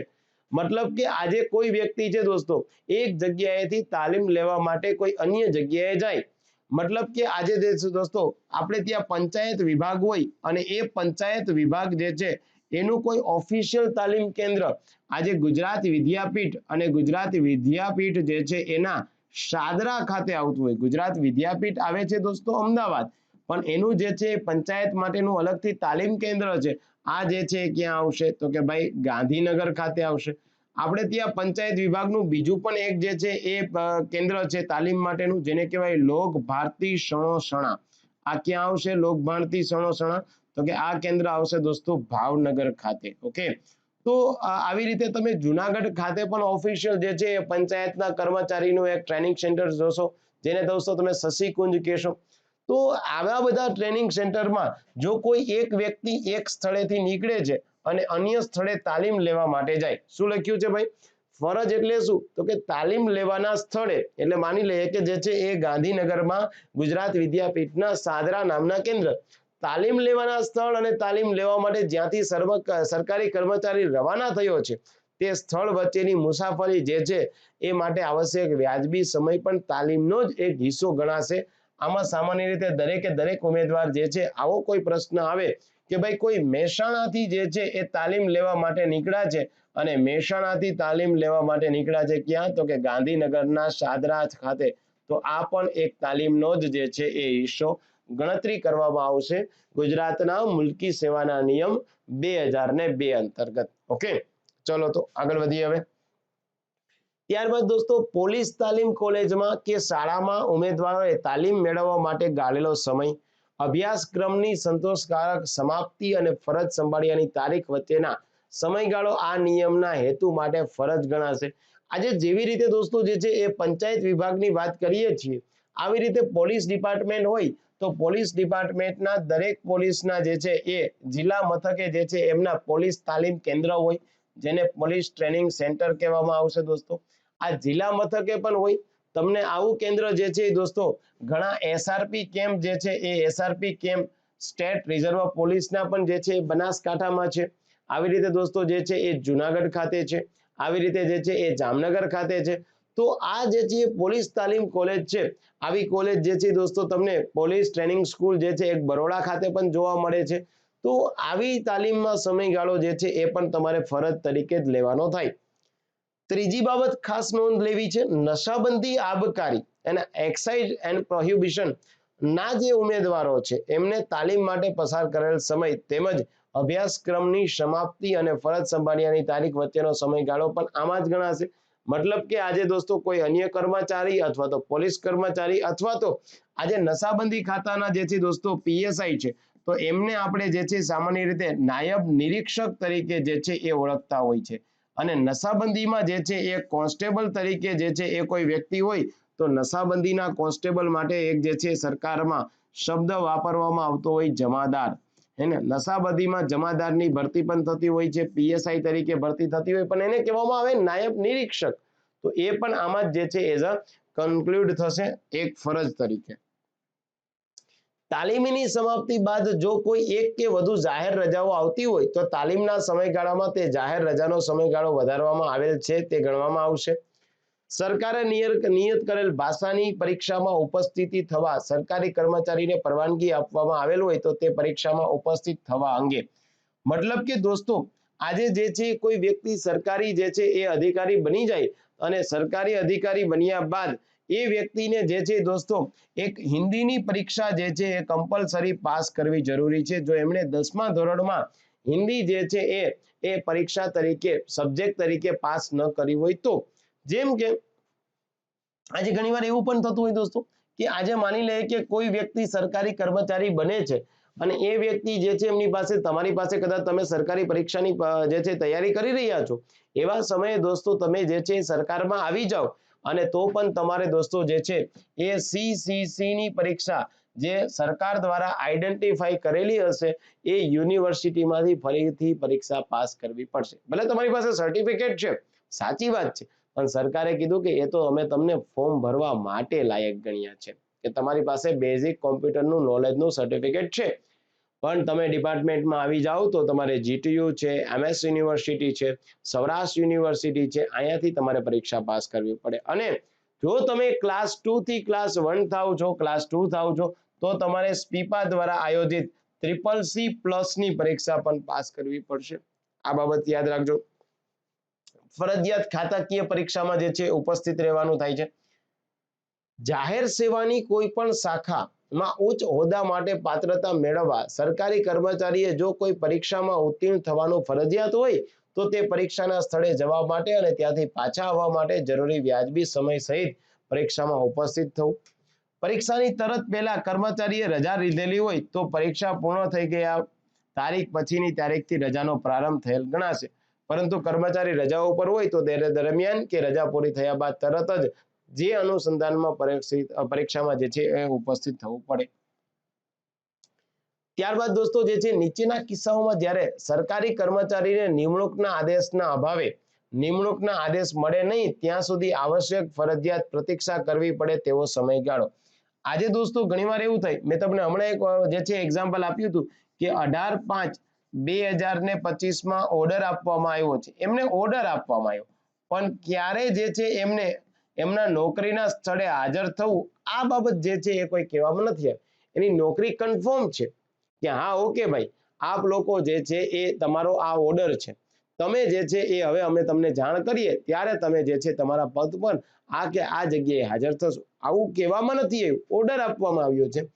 બદલીની જગ્યાએ હાજર થવાના સમય દરમિયાન ટ્રાન્ઝિટમાં બદલીના હુકમો મુલતવી રાખવામાં આવેલ હોય, રદ કરવામાં આવેલ કે સુધારવામાં આવેલ હોય ત્યારે આજે દોસ્તો જે છે બદલીનો જે છે ઓર્ડર કરી દેવામાં આવ્યો, પણ બદલીનો ઓર્ડર કરી દેવામાં આવ્યો એ ઓર્ડર અથવા તો જે છે હુકમને મુલતવી રાખવામાં આવે કે ભાઈ એ રદ કરવામાં આવે અથવા તો કોઈ સુધારો કરવામાં આવે.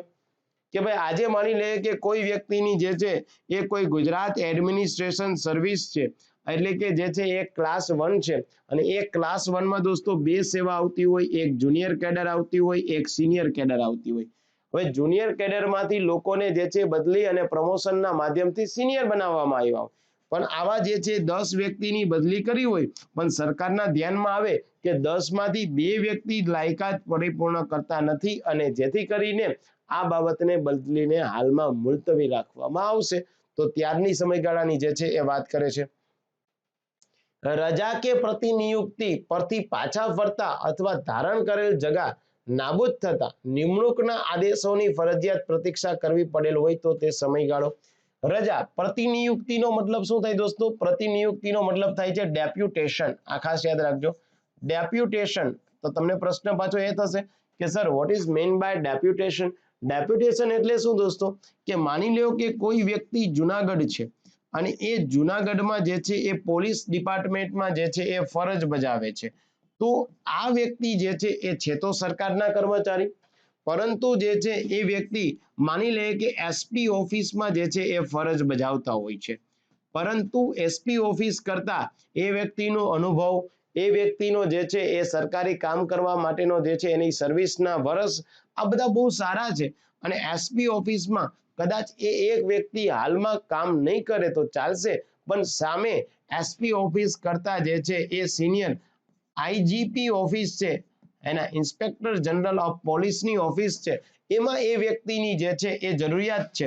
તો આ વ્યક્તિ જે છે એ માની લે કે ત્યાં હેડ ક્લાર્ક છે, તો અહીંયા પણ હેડ ક્લાર્ક જ થશે, પણ એ નોકરી કરે છે ક્યાં? તો કે IG ઓફિસ ખાતે, પરંતુ એમનો પગાર ક્યાં બોલે છે દોસ્તો? તો કે SP ઓફિસ ખાતે, હે ના? જો આવું થાય તો આને કહેવામાં આવશે પ્રતિનિયુક્તિ, યાની કે ડેપ્યુટેશન. ઓકે, આ સરકાર દ્વારા જ ઓફિશિયલ કહેવામાં આવે છે.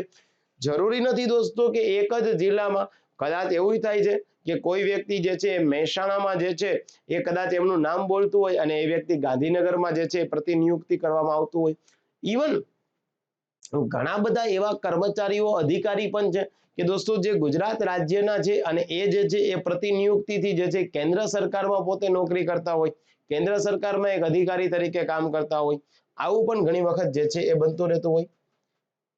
જે જગા પર સરકારી કર્મચારીને નીમવામાં આવ્યો હોય તે જગાના મુખ્ય મથકે પહોંચતા છૂટા થનાર કર્મચારી પાસેથી જગાનો હવાલો સંભાળી લેવાની સ્થિતિમાં ન હોય તો નિમણૂકના આદેશ મળ્યા બાદ હાજર થવા માટે ભોગવેલ સમય નિયમ અનુસાર મળવાપાત્ર હાજર થવાના સમય કરતા વધુ થવો જોઈએ નહીં. તે સમયને ફરજિયાત પ્રતીક્ષા માટે લંબાયેલો સમયગાળો ગણવામાં આવશે. ત્યારબાદ ખાસ કે બીજી ફરજ ઉપર કોઈ સરકારી કર્મચારીને તત્પૂરતા રોક્યા તારીખથી હવાલો સંભાળે તે તારીખ વચ્ચેનો સમયગાળો સરકારી કર્મચારીએ નીચે દર્શાવેલ તાલીમ માટે ગયેલો સમય એટલે કે પ્રાદેશિક સેના વિનિયમો 1948 હેઠળ જે ઘડેલા નિયમ છે જે લશ્કરી સેવામાં કે પ્રશિક્ષણના વાર્ષિક તાલીમ અભ્યાસક્રમમાં જે છે એ ગાળેલી મુદત કચેરીના વડાની મજૂરીથી ગૃહ જે છે એ રક્ષક દળની તાલીમ એટલે કે ભાઈ જે છે એ કોઈ આપણે જીઆરડી ની તાલીમ નેશનલ કેડેટ કોર્પ્સ એનસીસી ના જે છે એ નિયમ પ્રમાણે તાલીમમાં કે શિબિરમાં ગાળેલ મુદત તેમજ નિયમિત કમાન્ડિંગ ઓફિસરની ગેરહાજરી દરમિયાન એકમોના અવેજી હવાલો ધરાવતા સરકારી કર્મચારી હોય એવા એનસીસી અધિકારીની મુદત બોયઝ સ્કાઉટ શિબિરમાં જે છે એ તાલીમ લેવામાં આવે તો અને આ ફરજ માટે મુસાફરી કે રોકાણ ભથ્થું મળવા પાત્ર નથી. ખાસ યાદ રાખજો, આમાં કોઈ પણ પ્રકારનું મુસાફરી પડશે નહીં. પોતાની જાહેર રીતની ફરજો અદા કરતી વેળાએ જાણમાં આવેલ હોય તેવી હકીકત સંબંધે પુરાવો ગુજરાત રાજ્યના વિવિધ અલગ અલગ પ્રકારની યુનિવર્સિટીમાં સરકારી કર્મચારી હોદ્દાની રૂએ કે સરકારી પ્રતિનિધિ તરીકે જો ઘણી વખત એવું થતું હોય દોસ્તો કે આપણે ત્યાં જે છે આનો ચોખ્ખો મિનિંગ સમજો કે કોઈ યુનિવર્સિટી છે, યુનિવર્સિટીની કોઈ કોલેજ છે. આજે એક સેકન્ડ માટે માની લઈએ દોસ્તો કે ભાઈ યુનિવર્સિટીમાં જે છે આજે ગુજરાત યુનિવર્સિટીનું એક એક્ઝામ્પલ તમને આપું તો ગુજરાત યુનિવર્સિટીમાં જે છે એક્ઝામ્પલ આપું કે ત્યાં વાઇસ ચાન્સલર એના આપણે ત્યાં અમદાવાદમાં ગુજરાત યુનિવર્સિટી છે અને અમદાવાદમાં ગુજરાત યુનિવર્સિટી જે છે એમાં વાઇસ ચાન્સલરની પોસ્ટ જે છે એ અત્યારે ભરાયેલી ન હોય તો આજે માની લઈએ દોસ્તો કે જે છે એ કોઈ એલડી એન્જિનિયરિંગ કરીને જે છે એ કોઈ કોલેજ છે, એમના કોઈ સિનિયર પ્રોફેસર છે, એના સિનિયર મોસ્ટ પ્રોફેસર છે. એ સિનિયર મોસ્ટ પ્રોફેસરને જ્યાં સુધી ગુજરાત યુનિવર્સિટીના જે છે એ વાઇસ ચાન્સલરની ભરતી ન થાય ત્યાં સુધી જે છે એમને સરકારના પ્રતિનિધિ તરીકે ત્યાં જે છે એ હોદ્દાની રૂએ નીમવામાં આવે. કોલેજના આચાર્ય જેવા પોતાના સત્તાવાર હોદ્દાની રૂએ અભ્યાસ સમિતિ જે છે બોર્ડ ઓફ સ્ટડી મીટિંગમાં હાજર રહેવા બાબત સંસ્થાઓ પ્રત્યેના કામકાજ અંગે જે છે ગાળેલો સમયગાળો.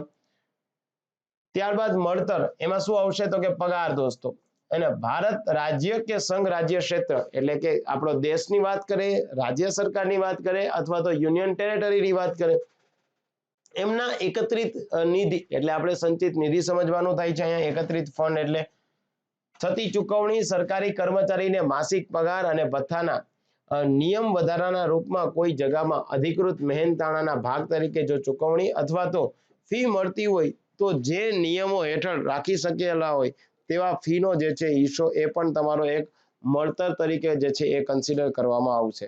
તો એક એને યાદ રાખજો. મુસાફરી ભથ્થું છે દોસ્તો અથવા તો ગણવેશ ભથ્થું છે, યુનિફોર્મ માટેની જે છે ભથ્થું, પોશાકી ભથ્થું, સવલત ભથ્થું, ખાસ સવલત ભથ્થું, ઘોડા જીનના સાજ સમાન માટેના ગ્રાન્ટ, એકરૂપ ગ્રાન્ટ સિવાયના ભારત કે રાજ્ય કે કેન્દ્રના શાસિત પ્રદેશમાં ચૂકવવામાં આવશે. નીચે દર્શાવેલ સિવાયના પેન્શન કે પેન્શન સમકક્ષ મૃત્યુ સહ નિવૃત્તિ ગ્રેજ્યુએટી. હવે જો ગુજરાત મુલ્કી સેવા નિયમ પેન્શન 2002 ની જોગવાઈ હેઠળ અગર ઈજાનું પેન્શન કે કુટુંબ પેન્શન હોય તો એ ચૂકવવા પાત્ર ન આવે. ઘા અથવા તો ઘા ઓર ઈજા. ઓકે, અહીંયા અગર જે છે એનો મતલબ ચોખ્ખો આવો થાય અને પૂછતો નથી, અધરવાઇઝ તમે પાછા કારણ કે ચોખ્ખો મિનિંગ આવો લખેલો હોય ઘા અગર ઈજા. ઓકે, તો એમને જે છે એ મૃત્યુ સહ નિવૃત્તિ ગ્રેજ્યુએટી આપવામાં ક્યારે નહીં આવે હે ને. તો નીચે દર્શાવેલ સિવાય આના સિવાય જે છે એટલે આમાં આપવામાં નહીં આવે એમને કોઈ ઘા અથવા તો ઈજા. કામદાર વળતર અધિનિયમ 1923 હેઠળ પ્રાપ્ત કરેલ વળતરો છે. ત્યારબાદ ફરજ મોકૂફ હેઠળ હોય તેવા જેને નિર્વાહ ભથ્થું મળતું હોય તેવા સરકારી કર્મચારીના કિસ્સામાં નિર્વાહ ભથ્થાની રકમ. જો આવા સરકારી કર્મચારીને પાછળથી ફરજ મોકૂફના સમયગાળા માટે પગાર આકરવાની મજૂરી આપવામાં આવે તો નિર્વાહ ભથ્થા સંદર્ભે જે ઘર ભાડા ભથ્થું ચૂકવેલ હતું અંતે તેને મળતા મળતરો ધોરણો જે ઘર ભાડું તેની પાસેથી વસૂલ કરવામાં આવે તે. ઓકે, એક આ નોટ જેટલી હું તમને કરાવું છું એને ખાસ ધ્યાનમાં લેવાની. રાષ્ટ્રપતિના પોલીસ અને ફાયર સર્વિસ મેડલ, પોલીસ દ્વારા જે છે મેડલ, પોલીસને મેડલ આપવામાં આવે. Indian order of merit, Paramvir Chakra સેનામાં આપવામાં આવે. મહાવીર ચક્ર, વીર ચક્ર સાથે સંકળાયેલ ભથ્થાઓના આ મળતરમાં સમાવેશ થતો નથી. આ યાદ રાખવાનું થાય દોસ્તો કે મળતરમાં કોનો સમાવેશ થતો નથી. રાષ્ટ્રપતિએ કોઈની સર્વિસ બિરદાવી છે ભાઈ, એને કે ભાઈ આજે સુરતમાં કોઈ પણ પ્રકારે જે છે એ માની લઈએ કે કોઈ જગ્યાએ અગ્નિકાંડ થઈ ગયો હોય, રાજકોટમાં જે છે અગ્નિકાંડ થઈ ગયો હોય અને ફાયર સર્વિસના જવાનોએ, પોલીસના જવાનોએ બહુ સારી જે છે ત્યાં પોતાના જાનના જોખમે નોકરી કરી હોય તો એમને કોઈ મેડલ મળ્યો હોય. સેનામાં જે છે એ કોઈ સારામાં સારું પરાક્રમ કર્યું છે. ભારત પાકિસ્તાન વચ્ચેનો વોર થઈ ગયો છે, એમાં સેનાના એક અધિકારી કે કર્મચારીએ પોતાની જાનની પરવા કર્યા વગર માત્ર ને માત્ર એક ભારત માતાના જે છે એ વીર સપૂત તરીકે જે કામ કર્યું હોય અને એમને મેડલ પ્રાપ્ત કર્યો હોય તો એ જે છે આ મળતરમાં સમાવેશ થાય તો કે ન થાય. રજા ઉપરના સરકારી કર્મચારીના મળતરો એટલે કે તે કર્મચારીએ રજા પર જતા પૂર્વે ભજવેલ પૂરા અંગ્રેજી માસની ફરજ દરમિયાન મેળવેલ મળતર. કાર્યપાલક એન્જિનિયર એટલે કે સરકારે જેમને કાર્યપાલક એન્જિનિયર તરીકે જે છે નિમણૂક કરી હોય તેવા. એક કુટુંબ આપણને યાદ રાખજો, સરકારી કર્મચારી ની સાથે રહેતા એમના પતિ, તેમના પર આધારિત ઓરસ કે સાવકા બાળકો, તેમના માતા પિતા, બહેનો કે સગીર ભાઈ, એમને કુટુંબ કહેવાય. કુટુંબ શબ્દમાં નિયમ માટે એક કરતા વધારે પત્નીનો જે છે સમાવેશ થતો નથી. મતલબ કે અહીંયા જ્યારે બહુપત્નીત્વ આવે તો પછી એમનો જે છે એ કુટુંબમાં સમાવેશ થાય તો કે ના, કારણ કે ભારત દેશમાં જે છે એ બહુપત્નીત્વ પ્રથા જે છે એ ગેરકાયદેસર છે. સરકારી કર્મચારીના અંગત કાયદા હેઠળ જો દત્તક વિધિ ગ્રહણ કાયદેસર ગણાતી હોય તેથી દત્તક લીધેલ બાળકને ઓરસ બાળકનો દરજ્જો પ્રાપ્ત થતો હોય તો તેને દત્તક લીધેલ બાળકને કાયદેસર ઓરસ બાળક ગણવામાં આવે. મતલબ કે કોઈ વ્યક્તિને જે છે એ બાળક કે સંતાન નથી અથવા તો સંતાન છે છતાં પણ કોઈ પણ બાળકને જે છે સરકારના ધારા ધોરણ મુજબ, સરકારના નિયમ મુજબ એમણે જે છે એડોપ્ટ કર્યું હોય તો એડોપ્ટ કરેલા બાળક ઓફિશિયલ જે છે એ વિધિ પૂરી કરી હોય અને સરકારના નિયમ મુજબ એડોપ્શન થયું હોય તો એમને પણ જે છે એમના જે છે એ કુટુંબના સભ્ય તરીકે કન્સિડર કરવો. ઓરસ કે ઓરમન બાળક માતા પિતા, બહેન, સગીર ભાઈ જેવો સરકારી કર્મચારી કાયદેસર ઓરસ બાળક ગણવામાં આવશે. અને આવા જે છે એ ભાઈ બહેન સગીર ભાઈઓ જે સરકારી કર્મચારી સાથે રહેતા હોય જેમના બધા સ્ત્રોતથી થતી પેન્શન સહિતની માસિક આવક 500 થી વધુ થતી ન હોય તેવા સભ્યો સરકારી કર્મચારી ઉપર પૂર્ણત આશ્રિત જે છે એ રહેશે.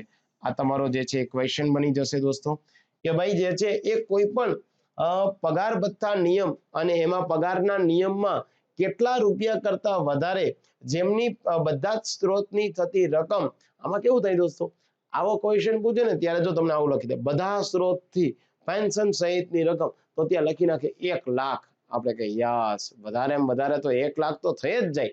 મુન્ના યાદ રાખવાનું કેટલા છે, 500 થી વધારે થતી ન હોવી જોઈએ. ઓકે, તો જે છે એને પૂર્ણતઃ આશ્રિત જે છે એ સભ્ય કન્સિડર કરવાનો.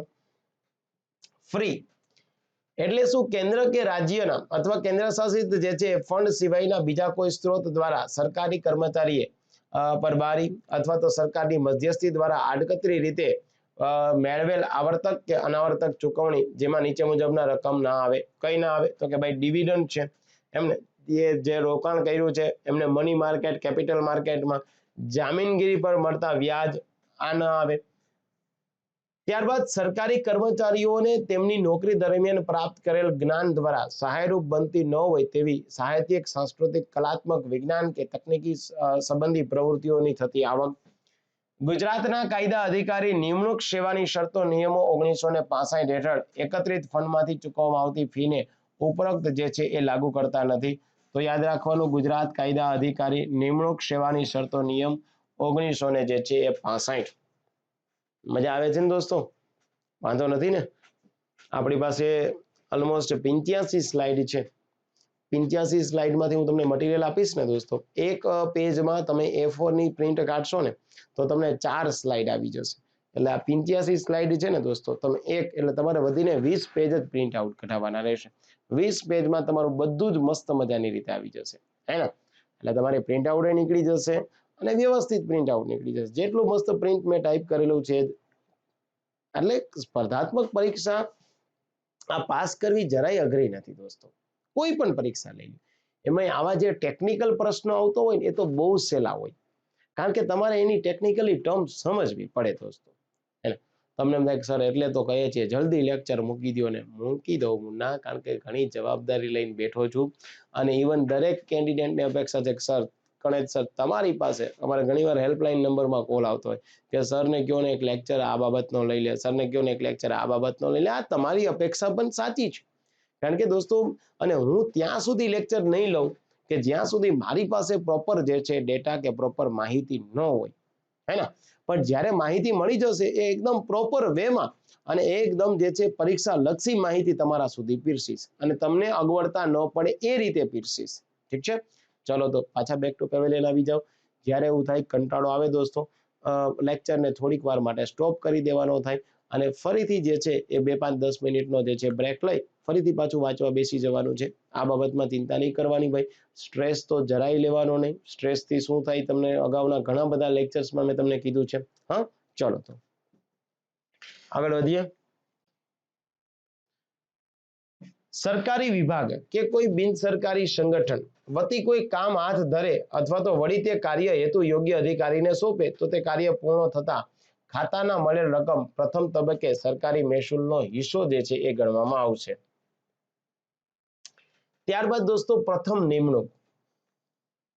ઓકે, એટલે જે વ્યક્તિ અગાઉ કોઈ સરકારી નિમણૂક પર રહી ચૂકી હોય તો પણ નિમણૂકના સમયે સરકાર હેઠળ કોઈ સરકારી નોકરી ધરાવતી ન હોય તેવી વ્યક્તિની નિમણૂક.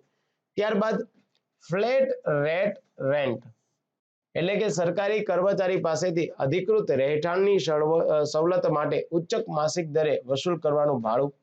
રાજ્ય તેર સેવા, સરકારી કર્મચારી જે નોકરી માટે કેન્દ્ર કે અન્ય રાજ્ય કે પછી કેન્દ્ર શાસિત ના એકત્રિત ફંડ સિવાયના સ્ત્રોત દ્વારા સરકારની મંજૂરી હેઠળ પગાર મેળવતો હોય તેવી સેવા.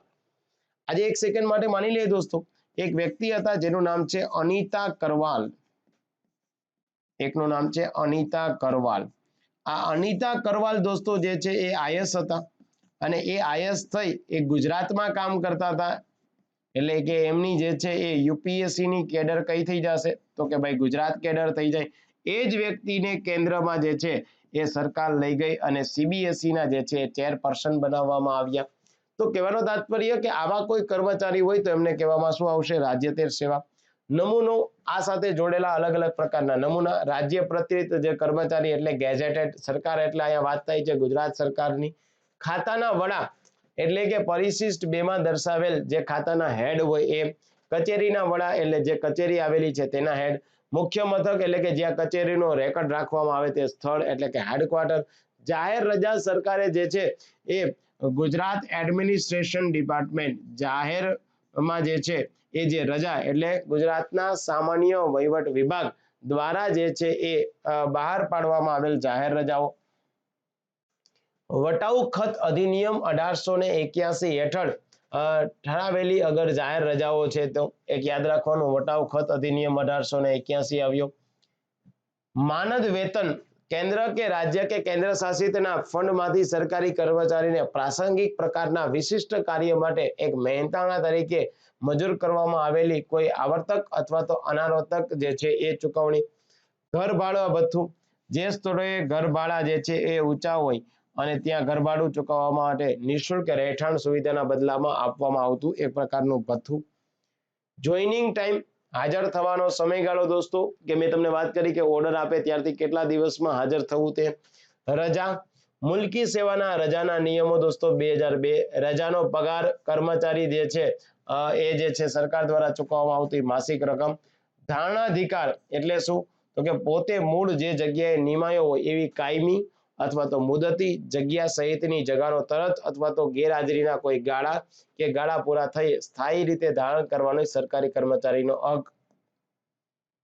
સ્થાનિક વળતર ભથ્થું વિસ્તારની ખર્ચાળો અને બિન આરોગ્યતાના કારણે આપવામાં આવતું ભથ્થું જે વિસ્તાર માટે મંજૂર કરવામાં આવેલું હોય તેની અંદર જે સરકારી કર્મચારીનું મુખ્ય મથક આવ્યું હોય તેમને આ ભથ્થું મળવા પાત્ર છે, નહીં કે આવા સ્થળોએ કેવળ મુસાફરી કરનાર કર્મચારીને.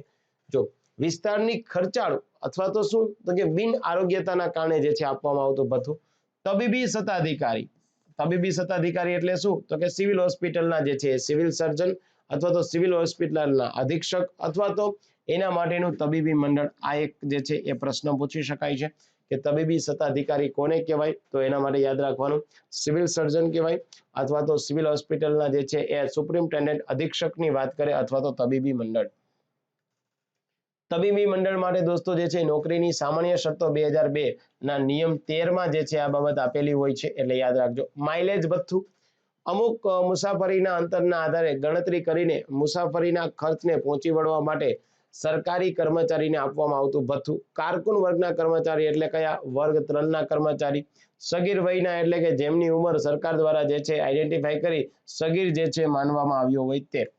મહિનો એટલે કેલેન્ડરનો અંગ્રેજી મહિનો, મહિનાના દરેક મહિનાના દિવસોને ધ્યાનમાં લીધા સિવાય પ્રથમ મહિનાથી વધતા દિવસોની ગણતરી કરવી. જેમ કે મહિનો અને દિવસોમાં દર્શાવવામાં આવતા હોય તો વધતા દિવસોની ગણતરી કરવી એટલે 51 મહિનો.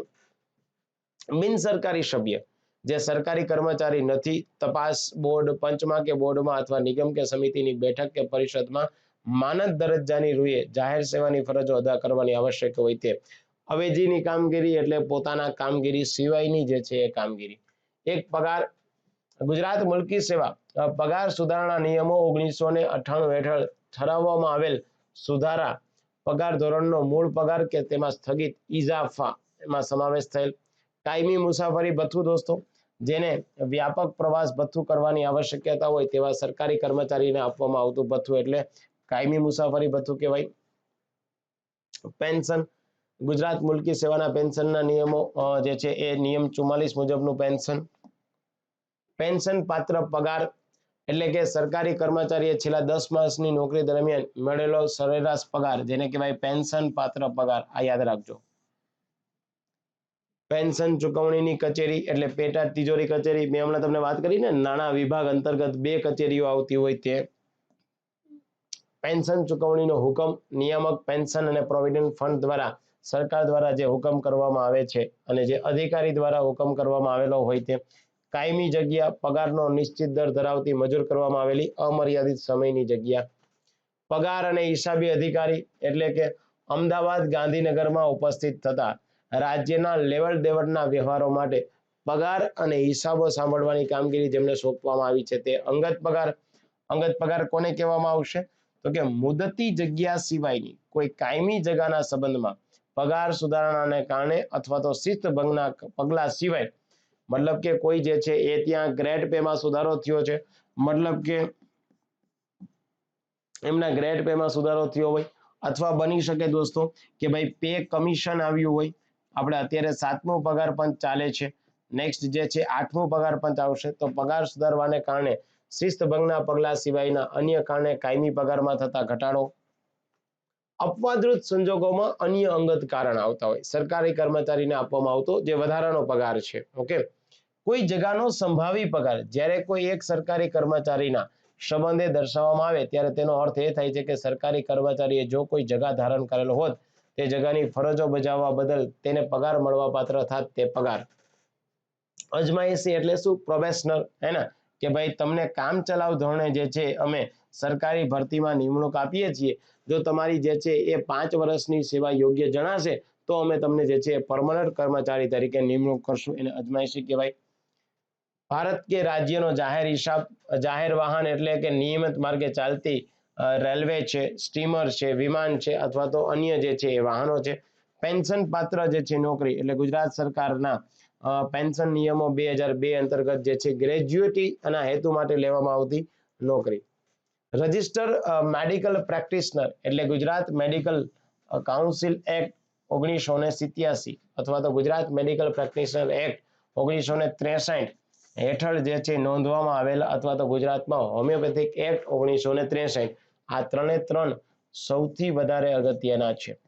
અને આપ એ પણ ચિંતા ન કરતા દોસ્તો, આ જેટલી પણ હું તમને બાબત સમજાવું છું આ દરેકે દરેકના પાછા કેવા MCQ પૂછાય એ તો અત્યારે કહેતો જ જાઉં છું, પણ ભૂતકાળમાં જે પરીક્ષાઓ લેવાની છે અને એમાં પગાર ભથ્થા બાબતના જે ક્વેશ્ચન પૂછાયેલા છે અને હવે પછી આઈડિયલી કેવા પ્રશ્ન પૂછાઈ શકે એવા છે, આ પણ હું તમને જે છે એક MCQ ફોર્મેટમાં આ જ લેક્ચરમાં આપીશ.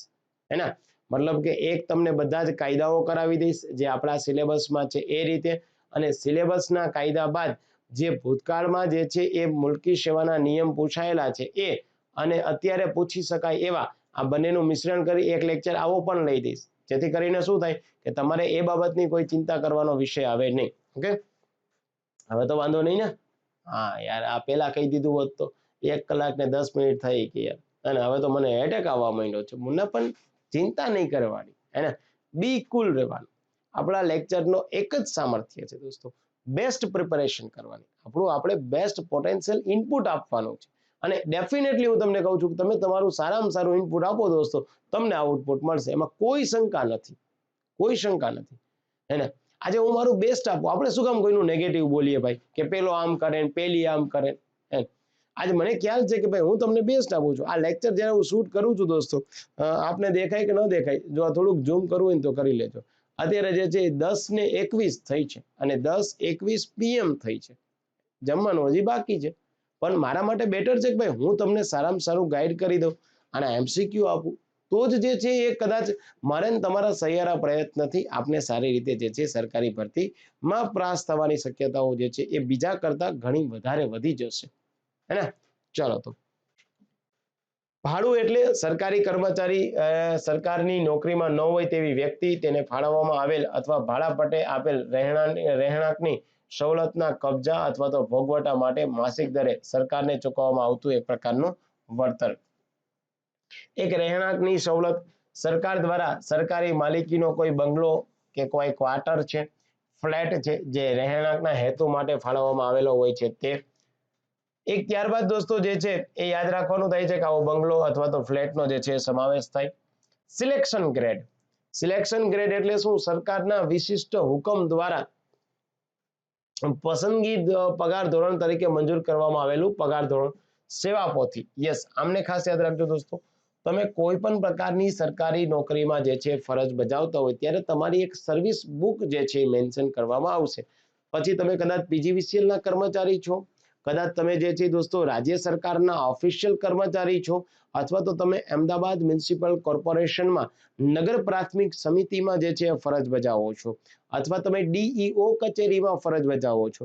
કોઈ પણ સરકારી કર્મચારી હોય, આ દરેકે દરેકની આપણે કેમ કોઈ જગ્યાએ જે છે કોઈ વસ્તુ લેતા હોય અને ત્યાં આપણે ક્રેડિટ ઉપર લેતા હોય તો આપણા નામનું જે છે એક અકાઉન્ટ બની જાય, એક લેઝર બની જાય. એવી રીતે દોસ્તો દરેકે દરેક સરકારી કર્મચારી એ કયા જે છે એ સમયગાળામાં એમની નિમણૂક થઈ, એ શરૂઆતમાં કયા જગ્યાએ જે છે એ નોકરી કરતા હતા, ત્યારબાદ કેટલી વખત એમની ટ્રાન્સફર આવી છે, ત્યારબાદ કેટલી વખત જે છે એમના પગારમાં વધારો થયો છે, આ તમામે તમામ પ્રકારની બાબત જ્યાં નોંધવામાં આવે એને કહેવામાં આવશે સર્વિસ બુક, એટલે કે સેવાપોથી. ઇવન તમારી વિરુદ્ધમાં કોઈ કેસ દાખલ કરવામાં આવ્યો હોય તો એ પણ વસ્તુ તમારી સેવાપોથીમાં જે છે મેન્શન થાય છે. આ યાદ રાખજો. ખાસ પગાર કોઈ જગા કે કર્મચારીના મળતરોમાં પગારના સ્વરૂપે આપવામાં આવતો વધારો, જેને કહેવાય ખાસ પગાર. ફરજના સવિશેષ પરિશ્રમના પ્રકારે કે કામમાં જવાબદારીમાં થતા જે છે ખાસ વધારાના લીધે જે છે એ પગાર મળતો હોય એને કહેવામાં આવશે ખાસ પગાર. ફરજનું ક્ષેત્ર એટલે જે વિસ્તાર પૂરતી સરકારી કર્મચારીની ફરજો મર્યાદિત હોય તે વિસ્તાર. પ્રમાણભૂત ભાડું સ્ટાન્ડર્ડ રેટ એટલે ગુજરાત મુલકી સેવા જે નિયમો 2002 અને એના નિયમ 18 અને તેમાં વખતો વખત કરવામાં આવેલા સુધારા જે છે એને શું કહેવાય? એક સ્ટાન્ડર્ડ રેટ કહેવામાં આવશે. નિર્વાહ ભથ્થું પગાર કે રજાને પગાર ન મળતો હોય તેવા સરકારી કર્મચારીને આપવામાં આવતું ભથ્થું એટલે કે એક નિર્વાહ ભથ્થું કહેવાય. કાયમી પગાર કોઈ જગામાં કાયમી રીતે નિયમાયો હોવાથી સર્વાંગમાં પોતાની કાયમી સ્થિતિએ જે માટે સરકારી કર્મચારી હકદાર થાય તેવા ખાસ પગાર.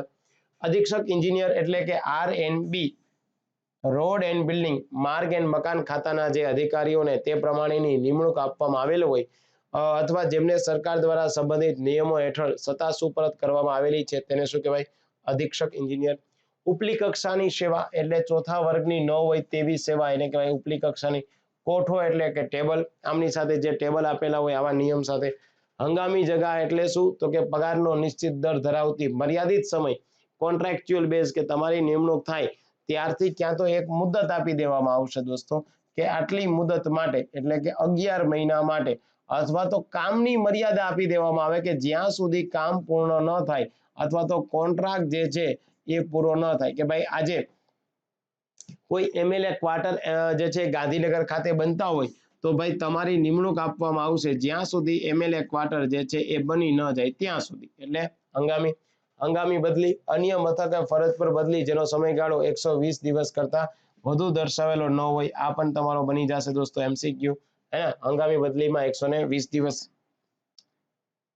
આ નિયમના નિયુક્તિ માટે સમાવેશ થાય છે. મુદતી જગા એટલે એવી જગા કે જે વ્યક્તિગત સરકારી કર્મચારી પુનઃનિયુક્તિ વિના મર્યાદિત સમય કરતા વધુ મુદત ધારણ કરે તો તેને શું કહેવામાં આવશે? મુદતી જગા. પગાર ધોરણ. આ નિયમોમાં નિશ્ચિત કરવામાં આવેલ કોઈ શરતોને આધીન રહીને અને મુદતી ઇજાફા દ્વારા ન્યૂનતમથી અધિકતમ સુધીનો પગાર એને શું કહેવામાં આવશે દોસ્તો? પગાર ધોરણ. ચલો એક બીજી બાબત યાદ રાખજો. જ્યારે બે સમાન પગાર ધોરણ હોય અને તે જગાઓ કોઈ સર્વંગમાં કે સર્વંગના વર્ગમાં આવતી હોય અને આવા સર્વંગ કે વર્ગ લગભગ તે જ પ્રકારની ફરજો અથવા તેટલી જવાબદારીવાળી જગ્યાઓ ભરવા માટે કોઈ સેવા કે મહેકમના જૂથમાં ઊભી કરવામાં આવી હોય તો તે એક પગારની તે જ પગાર ધોરણ ઉપરની બીજી જગા સાથે સમાન પગાર ધોરણની છે તેમ કહી શકાય. તેથી અમુક જગાના પદાધિકારીઓનો પગાર તે પોતે જે જગ્યા ધરાવે છે તે હકીકતના આધારે નહીં પણ સર્વંગમાં કે વર્ગમાં તેની સ્થિતિની રૂએ જે છે નક્કી થાય છે. સમજો જ્યારે બે સમાન પગાર ધોરણ ધરાવવામાં આવતું હોય. આજે દોસ્તો માની લે કે ભાઈ આપણે એવું કહીએ છીએ કે ગુજરાત એડમિનિસ્ટ્રેશન સર્વિસ, ઓકે, એમાં એક જે છે એ જે છે આપણે માની લે કે ડેપ્યુટી કલેક્ટર છે, એક જે છે એ DYSP છે. તો એ વાત કરે છે અહીંયા એડમિનિસ્ટ્રેશનની વિંગની, અહીંયા વાત કરે છે દોસ્તો પોલીસ વિંગની. ઓકે, બે સમાન પગાર ધોરણ અને તે કોઈ જગ્યા સર્વંગ કે સર્વંગના વર્ગમાં આવતી હોય તો આવા સર્વંગ કે વર્ગ લગભગ તે જ પ્રકારની ફરજો અને તેટલી જ જવાબદારીઓ ભરવા માટે મતલબ બંનેનો ગ્રેડ પે દોસ્તો 6400 જે છે એ હોય. બંનેનો ગ્રેડ પે કેટલો હોય? 6400. તો તેટલી જવાબદારી વાળી જગ્યાઓ ભરવા માટે અને કોઈ સેવા અથવા તો મહેકમ મતલબ શું થાય કે જેટલી જગ્યા જે છે મંજૂર કરવામાં આવેલી હોય અથવા તો જગ્યા ઊભી કરવામાં આવેલી હોય તો તે એક પગાર ધોરણની તે જ જગ્યા ધોરણ ઉપર બીજી જગ્યા સાથે સમાન પગાર ધોરણની છે તેમ કહી શકાય. મતલબ કે બંને જે છે એ ડિપાર્ટમેન્ટ અલગ અલગ છે પણ બંને જે છે એની પોસ્ટ ઇક્વિવેલન્ટ પ્રકારની ગણાશે કારણ કે બંને ક્લાસ 1 ની જ પોસ્ટ છે. એને અહીંયા કદાચ તમે એવું પણ કહી શકો ચલો કે ભાઈ આપણે બાબતમાં અહીંયા તમે જે છે એ DYSP તમને કદાચ ન ધ્યાનમાં આવે તો અહીંયા તમે એ પણ કહી શકો કે ભાઈ ડેપ્યુટી DDO કઈ પોસ્ટ છે દોસ્તો? તો આ પોસ્ટ જે છે એ પંચાયતની થાય. એના બંનેને સેમ છે, બંનેને સમકક્ષ ગણવાના થાય. બદલી કોઈ નવી જગ્યાએ ફરજો સંભાળવા મુખ્ય મથકના ફેરફારના પરિણામે મુસાફરીનો સમય એટલે એક સ્થળેથી બીજા સ્થળે જવાનો સમય, મુસાફરી ભથ્થી એટલે કે જે મુસાફરીનું ભથ્થું એક સમયથી બીજા જગ્યાએ જવા અને એના માટેની તિજોરી એટલે પેન્શન ખાતાની જે છે તિજોરી, સંચિત નિધિમાંથી પૈસા જતા હોય એની વાત કરે છે. ચલો તો પહેલી બાબત દોસ્તો આપણી કઈ હતી? પ્રકરણ 1 હતું જે સામાન્ય બાબત કહી શકાય. બીજી બાબત કઈ હતી દોસ્તો? તો કે ભાઈ એના માટે આપણે શબ્દ પ્રયોગ કર્યો તો પ્રકરણ 2 માં વ્યાખ્યાઓ. હવે અહીંયા જે છે દોસ્તો વ્યાખ્યાઓ તો ઘણી બધી આપી છે પણ મેં તમને શોર્ટલિસ્ટ કરી અને એવી 89 વ્યાખ્યાઓ આપી છે કે જે અને અમુકમાં મેં તમને કઈ બાબત નથી લખી બીકોઝ મુસાફરી સમય તો એક સામાન્ય માણસ તરીકે પરીક્ષા આપવા જતા હોય તો આપણે સિમ્પલ ખબર પડી જશે એને કે મુસાફરીનો સમય એટલે એક સ્થળેથી બીજા સમયે જે લાગતો સમય છે તો કોઈ ચિંતાનો વિષય રહેશે તો કે નહીં. તો કામની છે એ બધી જ પ્રકારની જે છે ડેફિનેશન મેં તમને અહીં આપી દીધેલી છે. ચલો દોસ્તો પ્રકરણ 3 10 નંબરની જે છે રૂલ, સરકારી નોકરીમાં પ્રથમ નિમણૂક વખતેનો પગાર, મતલબ કે જ્યારે કોઈ પણ વ્યક્તિ જે છે એ કોઈ પણ પદ પર જે છે એ ફર્સ્ટ ટાઈમ અપોઇન્ટ થાય તો એનો પગાર.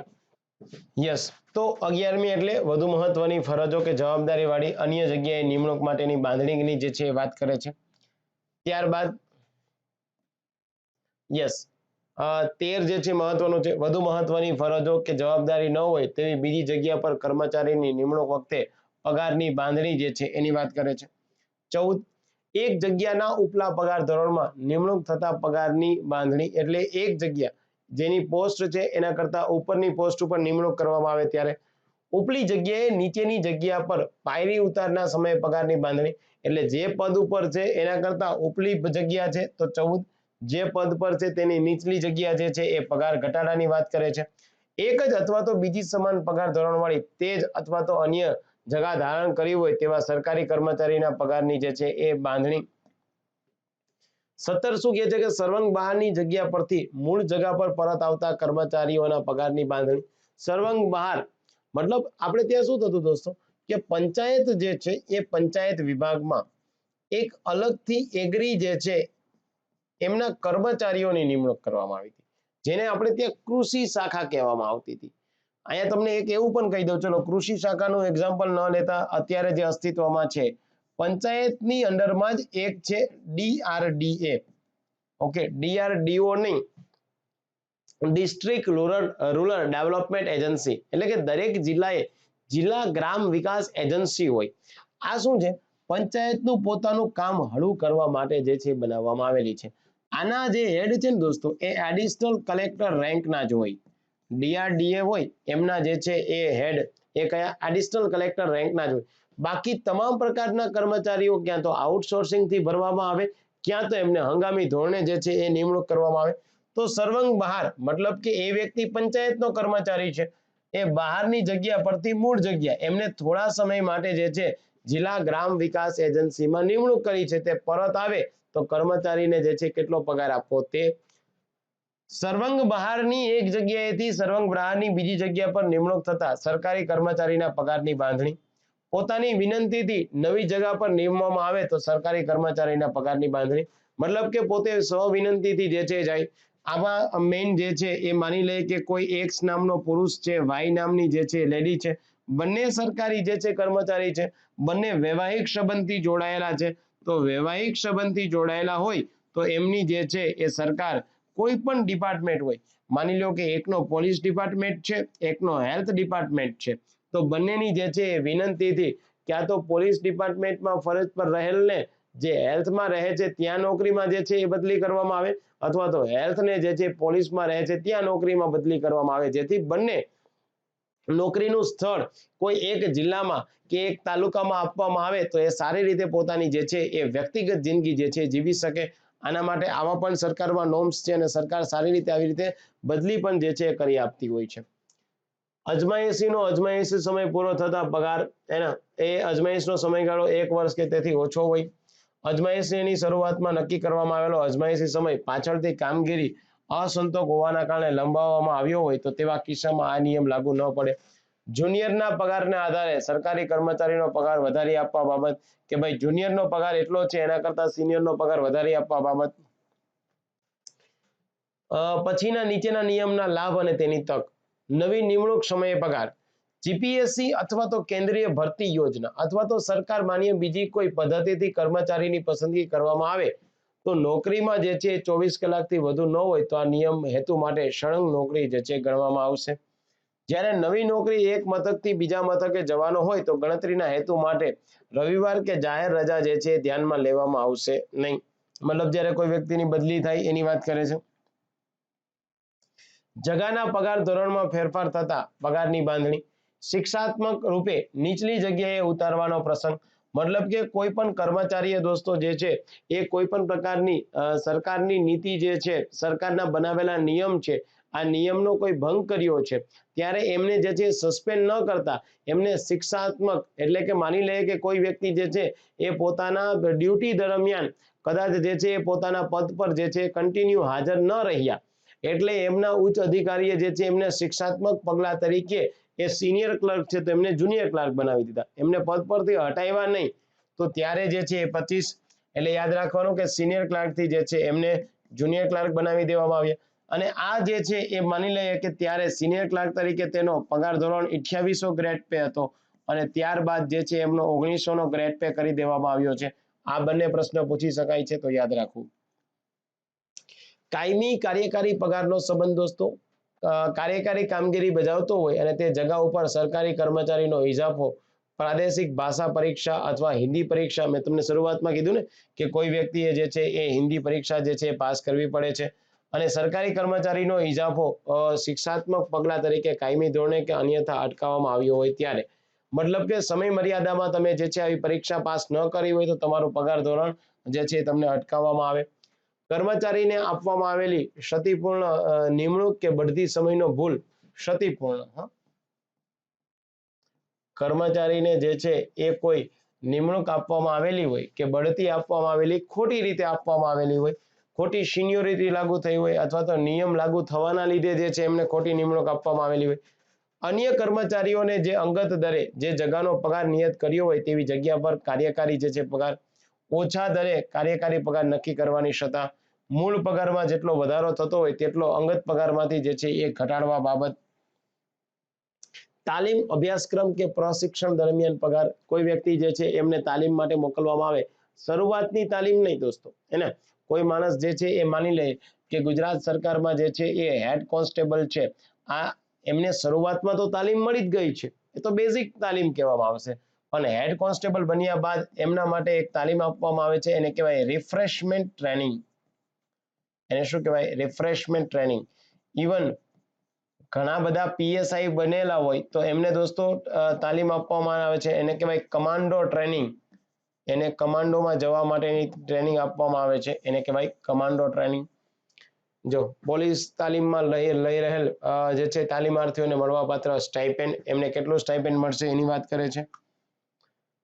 તાલીમ માટે મોકલવામાં આવતા સરકારી કર્મચારીઓના સ્થાને કાર્યકારી બઢતી, કે ભાઈ આજે કોઈ વ્યક્તિ જે છે આજે પીએસઆઈ તરીકે કોઈ વ્યક્તિને કમાન્ડો ટ્રેનિંગમાં મોકલવામાં આવ્યા હોય તો એ જગ્યાએ જ્યાં સુધી પેલો વ્યક્તિ કમાન્ડો ટ્રેનિંગ લઈને ના આવે ત્યાં સુધી એ વ્યક્તિના પદ પર કોણ રહેશે એની જોગવાઈ.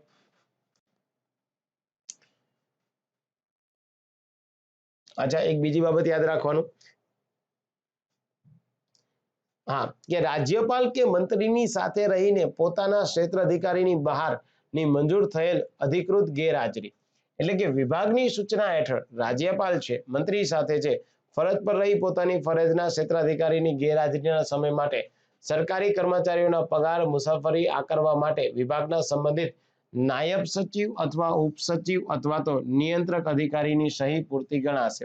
એટલે આજે માની લઈએ દોસ્તો કે ભાઈ રાજ્યપાલ મહોદય છે, એ રાજ્યપાલ મહોદય છે અને જે છે એમના કોઈ અંગત સચિવ છે, એમના પર્સનલ આસિસ્ટન્ટ છે, અંગત સચિવ છે દોસ્તો, આજે માની લઈએ કે એ જે છે એ ગેસ કેડરના હોય, ગુજરાત એડમિનિસ્ટ્રેટિવ સર્વિસ કેડરના છે, અને રાજ્યપાલ જે છે દોસ્તો ગુજરાત રાજ્યમાં છે અને એની સાથે જે છે એ કોઈ કર્ણાટકમાં રાજ્યપાલ માટેનું જે છે એ કોઈ સંમેલન મળ્યું છે જ્યાં તમામ રાજ્યના જે છે એ રાજ્યપાલ એકઠા થાય છે અને આ સંમેલનની અધ્યક્ષતા જે છે એ રાષ્ટ્રપતિ કરે છે. તો ત્યાં જવા માટે થઈ અને આપણે ત્યાં જે છે એમની સાથે જે પીએ છે, એમના પર્સનલ આસિસ્ટન્ટ છે, એમના ખાનગી સચિવ છે, એ ત્યાં ગયા હોય તો એમના પગાર ભથ્થા કેટલા આકરવા એના માટે સત્તા કોને? તો કે નાયબ સચિવ છે, ઉપસચિવ છે, નિયંત્રક અધિકારીની જે છે એ સહી થશે. સામાન્ય ક્રમ તરીકે ઇજાફાની આકારણી ગુજરાત મુલકી સેવાના શિસ્ત અને અપીલના જે નિયમો છે 1971, એમના મુજબ જો શિક્ષા તરીકે ઇજાફો અટકાવવામાં આવ્યો ન હોય તો સામાન્ય ક્રમ તરીકે ઇજાફો આકરવાનો રહેશે. ઇજાફો માટે ગણતરીમાં લેવામાં આવતી સેવા, સ્થગિત ઇજાફો, એના સ્થગિત ઇજાફો 6500 અને 10,500 અને 18,400 થી 22,400 વચ્ચેના અને તે સહિતના પગાર ધોરણમાં ફરજ બજાવતા હોય, પગાર ધોરણના અધિકતમ તબક્કે સ્થગિત થયેલા બધા જ કર્મચારીઓને દર 2 વર્ષે એક જે છે એ સ્થગિત ઇજાફો આપવામાં આવશે. યાદ રાખવું. પરંતુ યાદ રાખવાનું કે વધુમાં વધુ આવા 3 જ જે છે એ ઇજાફો જે છે એ મળવા પાત્ર છે. સ્થગિતતાનો 2 વર્ષનો સમય કર્મચારીનો છેલ્લો ઇજાફો મંજૂર કર્યા બાદ પગાર ધોરણના અધિકતમ પગાર મેળવતો થાય તે તારીખથી ગણવાનો રહેશે. હડતાળને કારણે ફરજ પરની ગેરહાજરી. કોઈ દોસ્તો જે છે હડતાળ થાય, હમણાં તમે જોયું હશે દોસ્તો કે ભાઈ ઘણા બધા જે છે હેલ્થ જે છે એ ડિપાર્ટમેન્ટના કર્મચારીઓ જે છે એમાં મલ્ટીપર્પઝ હેલ્થ વર્કર છે, એમાં જે છે એ ફિમેલ હેલ્થ વર્કર છે, એમાં જે છે એ માની લો કે સેનેટરી ઇન્સ્પેક્ટર છે. આ બધાએ પોતાની પગાર ધોરણની માંગણી કરી હતી. આ બધા લોકોએ પોતાને જે છે ટેકનિકલ પગાર ધોરણમાં લઈ લેવાનું જે છે એ માંગણી કરી હતી, પણ ન સ્વીકારવામાં આવી. એટલે એમણે ગાંધીનગર ખાતે હલ્લાબોલ કર્યો અને આ દરમિયાન જે લોકો ફરજ પર હાજર નથી રહ્યા એમને તો જે છે એમના અધિકારી દ્વારા મંજૂરી નથી આપવામાં આવી કે ભાઈ તમે જે છે આવી કોઈ હડતાળ કરો, સરકારની વિરુદ્ધમાં આવા કોઈ હલ્લાબોલ કરો. તો આ સમયગાળા દરમિયાન શું કરવું તેની બાબતની વાત કરી છે.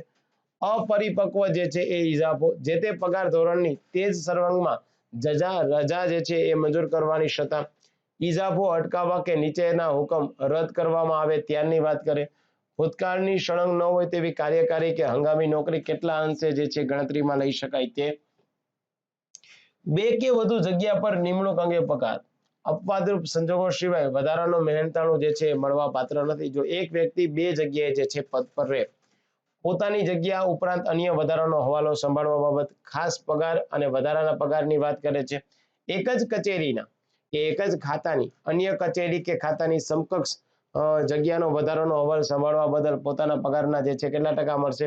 તો કે 5% મળશે. જો એક જ કચેરી છે કે કચેરીમાં માની લે દોસ્તો કે ભાઈ કોઈ સિનિયર ક્લાર્ક છે, તો સિનિયર ક્લાર્ક તરીકે જે છે એ સંભાળે, અથવા તો એક જ ખાતામાં એમની 2 કચેરી છે ત્યાં, તો કેટલા મળશે? તો કે 5%. પોતાની જ જગ્યા ઉપરની જગ્યાનો હવાલો સંભાળવા બદલ કેટલા ટકા છે દોસ્તો? પોતાની જગ્યા ઉપરની એટલે કે સિનિયર ક્લાર્કની જગ્યાએ જે છે એ હેડ ક્લાર્ક બને છે, તો કેટલા મળશે? 10%. મતલબ કે એ સિનિયર છે અને પાછો સિનિયર બનશે. મતલબ એનું પદ તો સિનિયર ક્લાર્કનું છે. આજે માની લે કે એજ્યુકેશન ડિપાર્ટમેન્ટ છે, એજ્યુકેશન ડિપાર્ટમેન્ટમાં એ શિક્ષણ છે. આજે તાલુકા પ્રાઇમરી એજ્યુકેશન ઓફિસર એટલે કે તાલુકા જે છે એના પ્રાથમિક શિક્ષણ વિકાસ અધિકારી એમની ઓફિસમાં સિનિયર ક્લાર્ક છે, અને ત્યાં જ પાછો જે છે ડિસ્ટ્રિક્ટ પ્રાઇમરી એજ્યુકેશન ઓફિસરમાં શું બને છે? ત્યાં સિનિયર ક્લાર્કનો હવાલો સંભાળે, તો એમને 5% મળશે. અને એ જે છે તાલુકા પ્રાથમિક એજ્યુકેશન ઓફિસરમાં સિનિયર ક્લાર્ક છે, પણ જે છે એ જિલ્લાની જે છે એ કોઈ શિક્ષણ અધિકારીની કચેરીમાં જે છે એ હેડ ક્લાર્ક બને, કારણ કે એની સિનિયોરિટી છે જ એટલી બનવા લાયક છે, તો 10%. આ યાદ રાખવાનું થશે. સ્ટાર કરી દેવો દોસ્તો અમને. વળતર ભથ્થા મળવા પાત્ર. ખાસ કે વધારાના પગારની મંજૂરી જે છે એ મંજૂરીની શરતો. ખાસ કે વધારાના પગારની મંજૂરીની શરતોમાં તમારે યાદ એ રાખવાનું થાય છે કે જો રવિવાર અથવા તો અઠવાડિયે રજા કે કર્મચારીએ ભોગવેલ રજા કે જોઈનિંગ સમયની આગળ કે પાછળ જોડવા દેવામાં આવેલી જાહેર રજાઓ સહિતની ખાલી જગ્યાનો સમયગાળો 10 દિવસથી વધુ ન જોઈએ. વધારાનો હવાલો ઓછામાં ઓછા 30 દિવસ કરતા વધારે જે છે એ સંભાળ્યો હોય તેવા કિસ્સામાં ખાસ કે વધારાનો પગાર જે છે મળવા પાત્ર છે.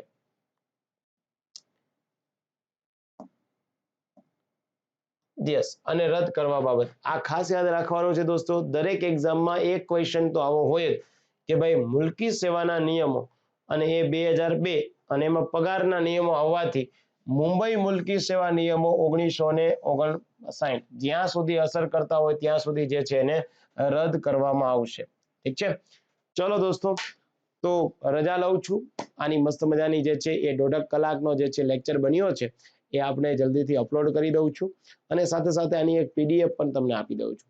જલ્દીથી આના એમસીક્યુ માટે પણ આપણે મળશું.